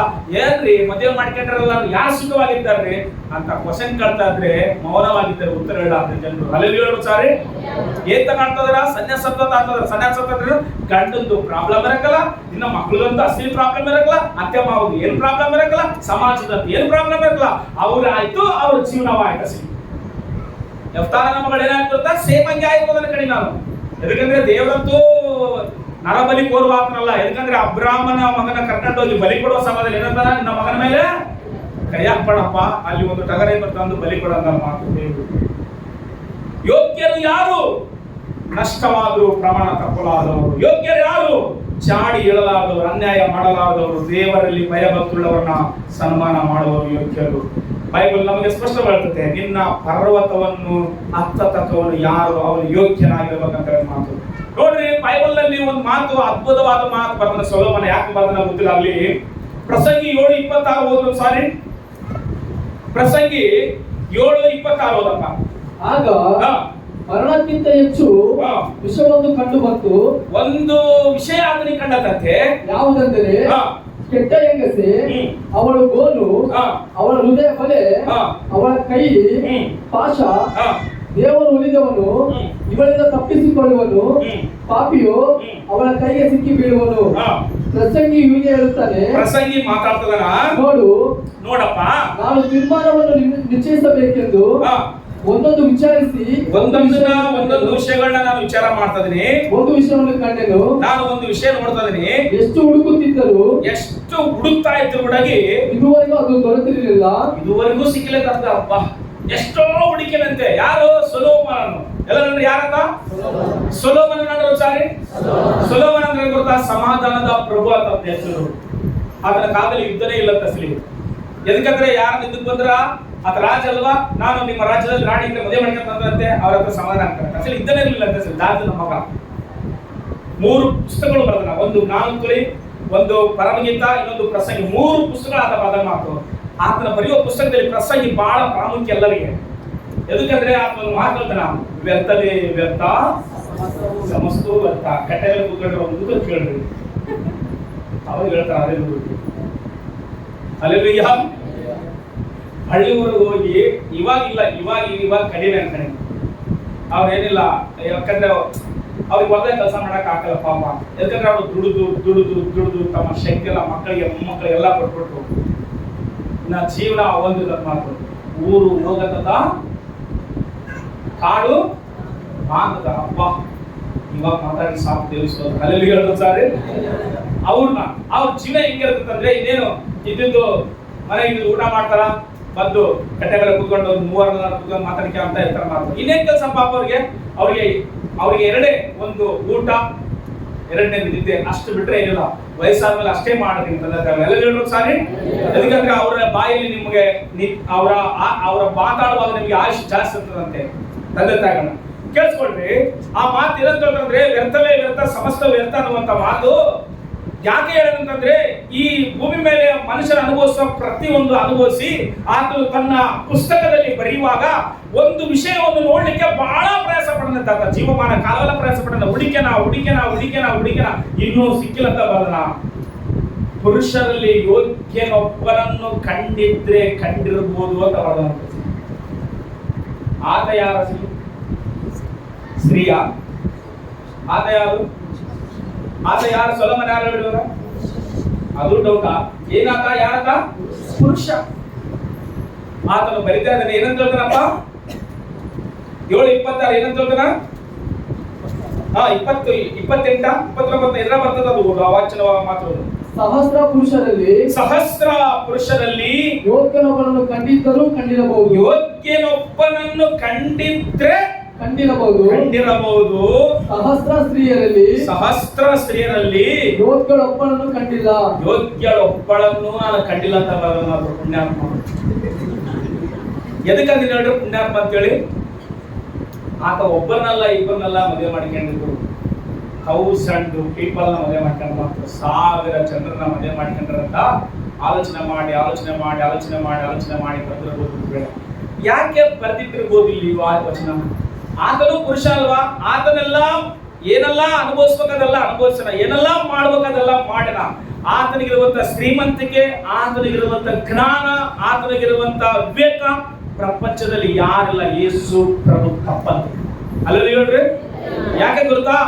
ಈ ಭೂಮಿ ಮೇಲೆ ಎಷ್ಟು ಜಂತುಗಳಿದಾವೋ, ಎಷ್ಟು ಪ್ರಾಣಿಗಳಿದಾವೋ, ಎಷ್ಟು ಗಿಡ ಮರಗಳಿದಾವೋ, ಎಷ್ಟು ವಿಕಾರ ವಿಚಿತ್ರ ಜನರಿದಾರೋ ಅವರೆಲ್ಲರ ಬಗ್ಗೆ ಸ್ಕ್ಯಾನ್ ಮಾಡಿರೋದು ಸೊಲೊಮೋನನು. ಇದಕ್ಕಂದ್ರೆ ಆತನು ಸಾಮಾನ್ಯವಾದ ಜ್ಞಾನಿ ಅಲ್ಲ. ಇದಕ್ಕಂದ್ರೆ ಆತನು ದೇವರು ಪ್ರತ್ಯಕ್ಷವಾಗಿ ಕನಸಿನ ಕೆಳಗಡೆ ಯಾವ ವರ ಬೇಕಂತ ಕೇಳ್ಕೊಂಡಾಗ ಏನಂತ ಆತನ ನನಗೆ ಐಶ್ವರ್ಯ ಬೇಕಂತ ಕೇಳ್ಕೊಂಡಿಲ್ಲ, ನನಗೆ ಶತ್ರುಗಳ ಪ್ರಾಣ ಬೇಕಂತ ಕೇಳ್ಕೊಂಡಿಲ್ಲ, ನನ್ನ ಆಯುಷ್ಯ ಹೆಚ್ಚು ಮಾಡೋದು ಕೇಳ್ಕೊಂಡಿರುತ್ತೆ, ನನಗೆ ಜ್ಞಾನ ಬೇಕಂತ ಕೇಳ್ಕೊಂಡಿದ್ದೆ. ಅಲ್ಲಿ ಸಾರಿ ಅದಕ್ಕೋಸ್ಕರವೇ ಆತನು ಬರೆದಿರುವ ಮಾತುಗಳು ಇವತ್ತು ಇಡೀ ಪ್ರಪಂಚಕ್ಕೆ ಒಂದು ಏನಾಗಿರುತ್ತಾ, ಒಂದು ಸ್ಕೇಲ್ ಆಗಿರುತ್ತೆ. ಸ್ಕೇಲ್ ಹಾಕಿ ಅಳತಿ ಮಾಡ್ತತ್ತ, ಹೌದಲ್ವಾ? ಅಳತಿ ಮಾಡ್ತತ್ತ, ಸ್ಥಳನ ಅಳತಿ ಮಾಡ್ತತ್ತ, ಬಟ್ಟೆನೂ ಅಳತಿ ಮಾಡ್ತತ್ತ, ಎಲ್ಲವನ್ನೂ ಅಳತಿ ಮಾಡ್ತತ್ತ, ನಮ್ಮ ಭಕ್ತಿಗಳು ಅಳತಿ ಮಾಡ್ತತ್ತ. ಜ್ಞಾನಗಳು ಓದ್ತಾ ಇರ್ತೀನಿ ಅಲ್ಲಿ ಸಾರಿ ಎಲ್ಲಿ ಇರ್ಬೇಕು, ಎಲ್ಲಿ ಇರಬಾರ್ದು, ಎಲ್ಲಿ ನಿಂತ್ಕೋಬೇಕು, ಯಾರ ಹತ್ರ ಮಾತಾಡಬಾರ್ದು, ಮನುಷ್ಯರ ಹೃದಯ ಹೆಂಗೈತೋ, ಮನುಷ್ಯರ ಗುಣಗಳು ಹೆಂಗೈತೆ, ಎಲ್ಲವೂ ಜ್ಞಾನಗಳಲ್ಲಿ ಬರೋದ ಮಾತು. ಅದಕ್ಕೋಸ್ಕರವೇ ಒಂದು ತಿಂಗಳಿಗೆ ಎಷ್ಟು ಗೊತ್ತಾ, 30 ದಿನ ದಿನಾಲಿ ಒಂದು ಓದಿದ್ರು ತಿಂಗಳಿಗೆ ಏನಾಗುತ್ತೆ ಜ್ಞಾನಗಳು ಮುಗಿದೋಗ್ತದೆ. ಮತ್ತೆ ನೀವು ಓದ್ಬೋದು, ಯೌವನಸ್ಥರು ಹೆಂಗಿರ್ಬೇಕು, ವೃದ್ಧರು ಹೆಂಗಿರ್ಬೇಕು, ದೇವರ ನಂಬಿದವರು ಹೆಂಗಿರ್ಬೇಕು, ಸ್ತ್ರೀ ಹೆಂಗಿರ್ಬೇಕು ಅಂತ ಕೂಡ ಬರೆದ ಜ್ಞಾನವಂತಿಯು ಅದು ಬರೆದ್ರೆ ಯಾರನ್ರಿ ಸೊಲೊಮೋನ ಬರೆದ ದೇವರ ಜ್ಞಾನ ಕೊಟ್ಟದಂತ ಆತನಿಗೆ. ಆತನ ಹೇಳ್ತಾನೆ ಯೋಗ್ಯನೊಬ್ಬನನ್ನು ಕಂಡಿದ್ರೆ ಅನ್ನೋದಷ್ಟೇ, ಖಂಡಾನ ಅಂತ ಹೇಳಿ ಆತನಿಗೆ. ಹಲ್ಲೆಲೂಯಾ. ಪ್ರಿಯಾತರ ಮಕ್ಕಳ, ಯೋಗ್ಯನು ಯಾರು ಅಂತ ನನ್ನ ಮಾತು ಕೀರ್ತನೆಗಾರನು. ನಿನ್ನ ಪರ್ವತವನ್ನು ಹತ್ತತಕ್ಕವನು ಯಾರು? ನೋಡ್ರಿ 1 ತಿಮೋಥೆ 5:17 ಸಾರಿ 1 ತಿಮೋಥೆ 5:17 ಚೆನ್ನಾಗಿ ಅಧಿಕಾರ ನಡೆಸುವ ಸಭೆ ಹಿರಿಯರನ್ನು ಅವರೊಳಗೆ ವಿಶೇಷವಾಗಿ ಪ್ರಸಂಗದಲ್ಲಿಯೂ ಉಪದೇಶದಲ್ಲಿಯೂ ಕಷ್ಟಪಡುವವರನ್ನು ಇಮ್ಮಡಿಯಾದ ಮಾನಕ್ಕೆ ಯೋಗ್ಯರೆಂದು ಎಣಿಸಬೇಕು. ಏನಂತ ಎಣಿಸ್ಬೇಕಂತ ಅವ್ರನ್ನ? ನೀವು ಯೋಗ್ಯರಪ್ಪ, ನೀವು ಕಷ್ಟ ಪಡ್ತದ್ರಿ, ನೀವು ಪ್ರಯಾಸ ಪಡ್ತದ್ರಿ, ನೀವು ಹಗಲು ರಾತ್ರಿ ನೀವು ದೇವರ ಸೇವೆ ಮಾಡ್ತದ್ರಿ ಅಂತೇಳಿ ಯೋಗ್ಯರಾಗಿ ಎಣಿಸ್ಬೇಕಂತೆ. ಅದಕ್ಕೋಸ್ಕರವೇ ಇವಾಗ ಎಲ್ಲ ಏನ್ ಮಾಡ್ತಾರಂದ್ರೆ ಸನ್ಮಾನಗಳು ಮಾಡ್ತಾರ ಮಾತು ಸೇವಕರನ್ನ. ನಾನು ಎದಕ್ಕ ಸೇವಕರನ್ನ ಸನ್ಮಾನ ಮಾಡ್ತಾರಂತಂದ್ರೆ ಇಮ್ಮಡಿಯಾಗಿ ಅವ್ರನ್ನ ಯೋಗ್ಯರನ್ನು ಎಣಿಸಿರಿ ಅಂತೇಳಿ ಸನ್ಮಾನ ಮಾಡ್ರಿ ಅಂತ ಹೇಳಿ ಮಾತು. ಸನ್ಮಾನ ಅಂತಂದ್ರೆ ಒಂದು ಉದಾರ್ಥ ಅಂದು ಸೆಲೆವಾಕದಲ್ಲ ಸನ್ಮಾನ ಅಂತ ನಾವು ಅದರಂಗಬಿಟ್ಟಿವಿ, ಅದೆಲ್ಲ ಸನ್ಮಾನ ಅಂತ ಹೇಳಿದ ಮಾತು ಕೇಳೋದು. ಅಲ್ಲ ಸಾರಿ ಹೇಳಿದ ಮಾತು ಕೇಳಲಾರ್ದವ್ರು ಏಸು ಸನ್ಮಾನ ಮಾಡ್ತಾರೆ, ಪ್ರಯೋಜನ ಏನಿಸಲಿ? ಹೌದಲ್ವಾ? ಯಾರು ಹೇಳ್ತದ್ರಂತೆ ಊರರಿಗೆಲ್ಲ ಅನ್ನ ಹಾಕ್ತಂತೆ, ಮನೆಗಿರೋ ತಂದೆ ತಾಯಿಗಳಿಗೆ ಊಟ ಇಡಬೇಕಂತೆ. ಆತನ ಇವಾಗ ಏನಂತ ಹೇಳ್ರಿ ಸನ್ಮಾನ ಮಾಡಕ್ ಆಗತ್ತಂತ ಕಿವೊಂದು ಏನ್ ಹೇಳ್ತಾರಲ್ಲಿ, ಅಪ್ಪ ಇಲ್ಲಿ ಬಡವರ್ಗ ಮಾಡ್ತಾರೆ, ಮನೆಗಿರೋ ಅಪ್ಪ ಏನ್ ಕೊಡೋಲ್ಲ ಸಲಿ ಒಂದ್ ತುತ್ತ ಅನ್ನ ನೀರ್ ಕೊಡವಲ್ಲ ಅಂತ ಹೇಳ್ತಾರ ಮಾತು. ಅಂದ್ರೆ ಸನ್ಮಾನ ಅಂದ್ರೆ ಈಗ ಇರ್ತತ. ಸನ್ಮಾನ ಅಂದ್ರೆ ಗೊತ್ತಾ, ಉಣ್ಣ ತಗೊಂಡು ಸೆಲೆ ತಗೊಂಡು ಹಾಕಂತಲ್ಲ, ಅದು ಹಾಕೋದು ತಪ್ಪೋ ರೈಟ್ ನನಗಂತೂ ಗೊತ್ತಿಲ್ಲ ಇದುವರೆಗೆ ಆಗಿ. ಎದಕ್ಕಂದ್ರೆ ಆ ಅರ್ಹತೆ ಆ ಪದವಿಗಳು ಸರ್ಕಾರದವ್ರು ಮಾಡ್ಕೊಂಡು ಬಂದ್ರೆ ಈಗ ಬಂದು ಒಟ್ಟು ಬಂದ್ಬಿಡತ್ತಲ್ಲ, ಸಭೆ ಕೂಡ ಬಂದ್ಬಿಡತ್ತೆ ಇವತ್ತು. ಸನ್ಮಾನ ಅಂದ್ರೆ ಅದನ್ನ ಬಿಟ್ಟು ನಾವು ಸನ್ಮಾನ ಅಂದ್ರೆ ಅದಲ್ಲ ಹೇಳಿವಾಗ ಹೇಳಿದ ಮಾತು ಕೇಳಷ್ಟೇ ಸನ್ಮಾನ ಅಂತೆ. ಹಲ್ಲೆಲೂಯಾ. ಬೈಬಲ್ನಾಗ ಹೇಳಿದಲ್ಲ, ದೇವರೇ ಹೇಳನ ಏನ್ ಗೊತ್ತಾ, ಓ ಸೌಲ ಹೇಳಿದ ಮಾತು ಕೇಳಲಾರ್ದಂಗ ನೀನು ಏನೋ ಮಾಡ್ತಂದ್ರೆ ದೇವ್ರ ಯಜ್ಞಗಳಿಗಿಂತ ಮೆಚ್ಚದಕ್ಕಿಂತ ಯಾಕೆ ಮೆಚ್ಚ ಮಾತು ಕೇಳುವುದು ಉತ್ತಮ ಅಂತ ಜಗಳ ತಗೋಣ. ಹಲ್ಲೆಲೂಯಾ. ನೀನು ಮಾತುಗಳಷ್ಟೇ ದೇವ್ರು ಏನ್ ಹೇಳ್ತಾನೋ ಏನ್ ಹೇಳಂತ ಮಾಡದನ್ನ ಅದನ್ನ ಮಾಡಷ್ಟೇ ಸಾಕು. ಅದೇ ನೀನು ಏನ್ ಮಾಡ್ದಂಗ ದೇವ್ರನ್ನ ಸನ್ಮಾನ ಮಾಡ್ದಂಗ ಮಾತು, ಅದು ಸೇವಕರಿಗೆ ಬರ್ತದೆ. 1 ತಿಮೋಥೆ 4:9 ಯೋಗ್ಯತೆ ಅನ್ನೋದಕ್ಕ ವಾಕ್ಯ ತೋರಿಸೋ ಮಾತು. 1 ತಿಮೋಥೆ 4:9 ಈ ವಾಕ್ಯವು ನಂಬತಕ್ಕದ್ದಾಗಿಯೂ ಇದು ನಂಬತಕ್ಕದ್ದಾಗಿಯೂ ಸರ್ವಾಂಗ ಕಾರ್ಯಕ್ಕೆ ಯೋಗ್ಯವಾದದ್ದಾಗಿಯೂ ಏನಾಗಿದೆ? ಯೋಗ್ಯವಾದದ್ದಾಗಿಯೂ ಅದೇ ಇದಕ್ಕಾಗಿ ನಾವು ಕಷ್ಟಪಡುತ್ತೇವೆ. ಇದಕ್ಕಾಗಿ ನಾವು ಏನ್ ಮಾಡ್ತಾ ಇದೀವಿ? ಕಷ್ಟಪಡ್ತಾ ಇದೀವಿ, ಹೋರಾಡುತ್ತೇವೆ.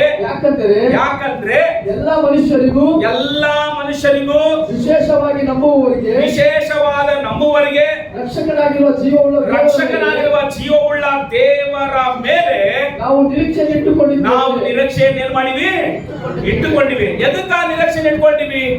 ಏನ್ ತೋರಿಸ್ತಂದ್ರೆ 9ನೇ ವಚನ ಸ್ಪಷ್ಟವಾಗಿರ್ತದೆ, ಈ ವಾಕ್ಯವು ನಂಬತಕ್ಕದ್ದಾಗಿಯೂ ಸರ್ವಾಂಗ ಕಾರ್ಯಕ್ಕೂ ಯೋಗ್ಯವಾಗಿ ಅದೇ ಅಂತ ಮಾತು. ಯಾವ ವಾಕ್ಯವು? ದೇವರಿಗೆ ಭಯಪಟ್ಟು ಭಕ್ತಿ ಮಾಡುವ ವಾಕ್ಯ. ಅಂದ್ರೆ ದೇವರಂದ್ರೆ ಭಯ ನಮಗಿರ್ಬೇಕಂತೆ. ಆ ವಾಕ್ಯ ಏನ್ ಪಡ್ಬೇಕು? ದೇವರಂದ್ರೆ ನಾವು ಭಯ ಪಡ್ಬೇಕು, ದೇವರ ವಾಕ್ಯ ಅಂದ್ರೆ ಭಯ ಪಡ್ಬೇಕು. ನಾನು ಅವಾಗ ಹೇಳಿದಲ್ಲ, ಬಬುಲೋನ್ ದೇಶದಲ್ಲಿರುವಂತ ಆ ಒಂದು ದುಷ್ಟ ಆ ಜನರು ಇಸ್ರಾಯೇಲ್ ಜನರನ್ನ ಏನ್ ಮಾಡ್ಬೋದ್ರ, ನೋಡಪ್ಪ ನಿನ್ನ ಜನರಲ್ಲಿ, ನಿನ್ನ ಪ್ರಜೆಗಳಲ್ಲಿ, ನಿನ್ನ ಸಂಸ್ಥಾನದಲ್ಲಿ ಹೋಗ್ತಾರ, ಇವ್ರು ಪ್ರತ್ಯೇಕವಾಗದ, ನೀನ್ ಹೇಳಿದ ಮಾತು ಅಸಲು ಕೇಳಂಗಲ್ಲ, ಅದಕ್ಕೋಸ್ಕರ ಇವ್ರನ್ನ ತೆಗೆದಾಕ್ಬೇಕಂತ ನೋಡಿರಂತೆ. ಆದ್ರೆ ಕ್ರೈಸ್ತರು ಎಲ್ಲಿದ್ರು ಏನಾದ್ರೂ ದೇವರಿಗೆ ಭಯ ಪಟ್ಟೆ ಬದುಕಬೇಕಂತೆ. ಅವಾಗ ವಾಕ್ಯ ನಿನ್ನಿಂದ ಏನಂತಂದ್ರೆ ಪ್ರಜ್ವಲಿಸುತ್ತೆ. ಹಲ್ಲೆಲೂಯಾ. ನಿನ್ನಿಂದ ವಾಕ್ಯ ನೆರವೇರ್ತದಂತೆ. ವಾಕ್ಯ ನೆರವೇರಲಾರ್ದೆ ಹೋದ್ರೆ ಎಷ್ಟು ವಾಕ್ಯ ಕಳೆದ್ರೆ ಏನ್ ಪ್ರಯೋಜನ? ನಾವು ಅಸಲಿ ವಾಕ್ಯ ನಮ್ಮಿಂದ ಎಷ್ಟು ನೆರವೇರ್ತಾವ ಅನ್ನೋದು ಬಹಳ ಪ್ರಾಮುಖ್ಯ. 1 ತಿಮೋಥೆಯ 1:15 ಓದುವಾಗ ಅಲ್ಲೇ ಪಕ್ಕದಲ್ಲಿ ಐತೆ ನೋಡು. 1 ತಿಮೋಥೆಯ 1:15. ಕ್ರಿಸ್ತ ಯೇಸು ಪಾಪಿಗಳನ್ನು ರಕ್ಷಿಸೋದಕ್ಕೋಸ್ಕರ, ಏನ್ ರಕ್ಷಿಸೋದಕ್ಕೋಸ್ಕರ? ಪಾಪಿಗಳನ್ನು ರಕ್ಷಿಸೋದಕ್ಕೋಸ್ಕರ, ಪಾಪಿಗಳನ್ನು ರಕ್ಷಿಸುವುದಕ್ಕೋಸ್ಕರ ಈ ಲೋಕಕ್ಕೆ ಬಂದನು ಎಂಬ ವಾಕ್ಯವು ನಂಬತಕ್ಕದ್ದಾಗಿಯೂ ಸರ್ವಾಂಗೀಕಾರಕ್ಕೆ ಯೋಗ್ಯವಾದದ್ದಾಗಿಯೂ ಅದೇ. ಯೋಗ್ಯವಾದದ್ದು ದೇವರ ವಾಕ್ಯ ಏನೈತೆ? ಯೋಗ್ಯವಾದದ್ದು. ದೇವರ ವಾಕ್ಯ ಸಜೀವವಾದದ್ದು. ದೇವರ ವಾಕ್ಯ ನಮ್ಮನ್ನು ಸಜೀವರನ್ನಾಗಿ ಲೆಕ್ಕ ಮಾಡುವಂತದ್ದಾಗಿದೆ. ಅದಕ್ಕೋಸ್ಕರ ಯಾವಾಗ ಹೇಳ್ತಾರ, ಆಕಾಶ ಗತಿಸುವುದರ ಹೋಗ್ತತೆ, ಭೂಮಿ ಗತಿಸುವುದರ ಹೋಗ್ತತೆ. ಏನ್ ಗತಿಸುವುದ್ರ ಸರಿ? ಯೇಸುವಿನ ಮಾತು ಗತಿಸುವುದಿಲ್ಲ. ಎಷ್ಟು ಜನ ದೇವರ ಮಾತಿನ ಮೇಲೆ ನಂಬಿಕೆ ಇಟ್ಕೊಂಡು ಜೀವನ ಮಾಡ್ತಾ ಇದ್ರಿ? ಎದಕ್ಕಂದ್ರೆ ಬರೀ ವಾಕ್ಯ ಕೇಳುವವರು ಮಾತ್ರ ವಾಗಿರಬಾರ್ದಂತೆ, ವಾಕ್ಯವನ್ನು ಅನುಸರಿಸುವವರಾಗಿರ್ಬೇಕಂತೆ.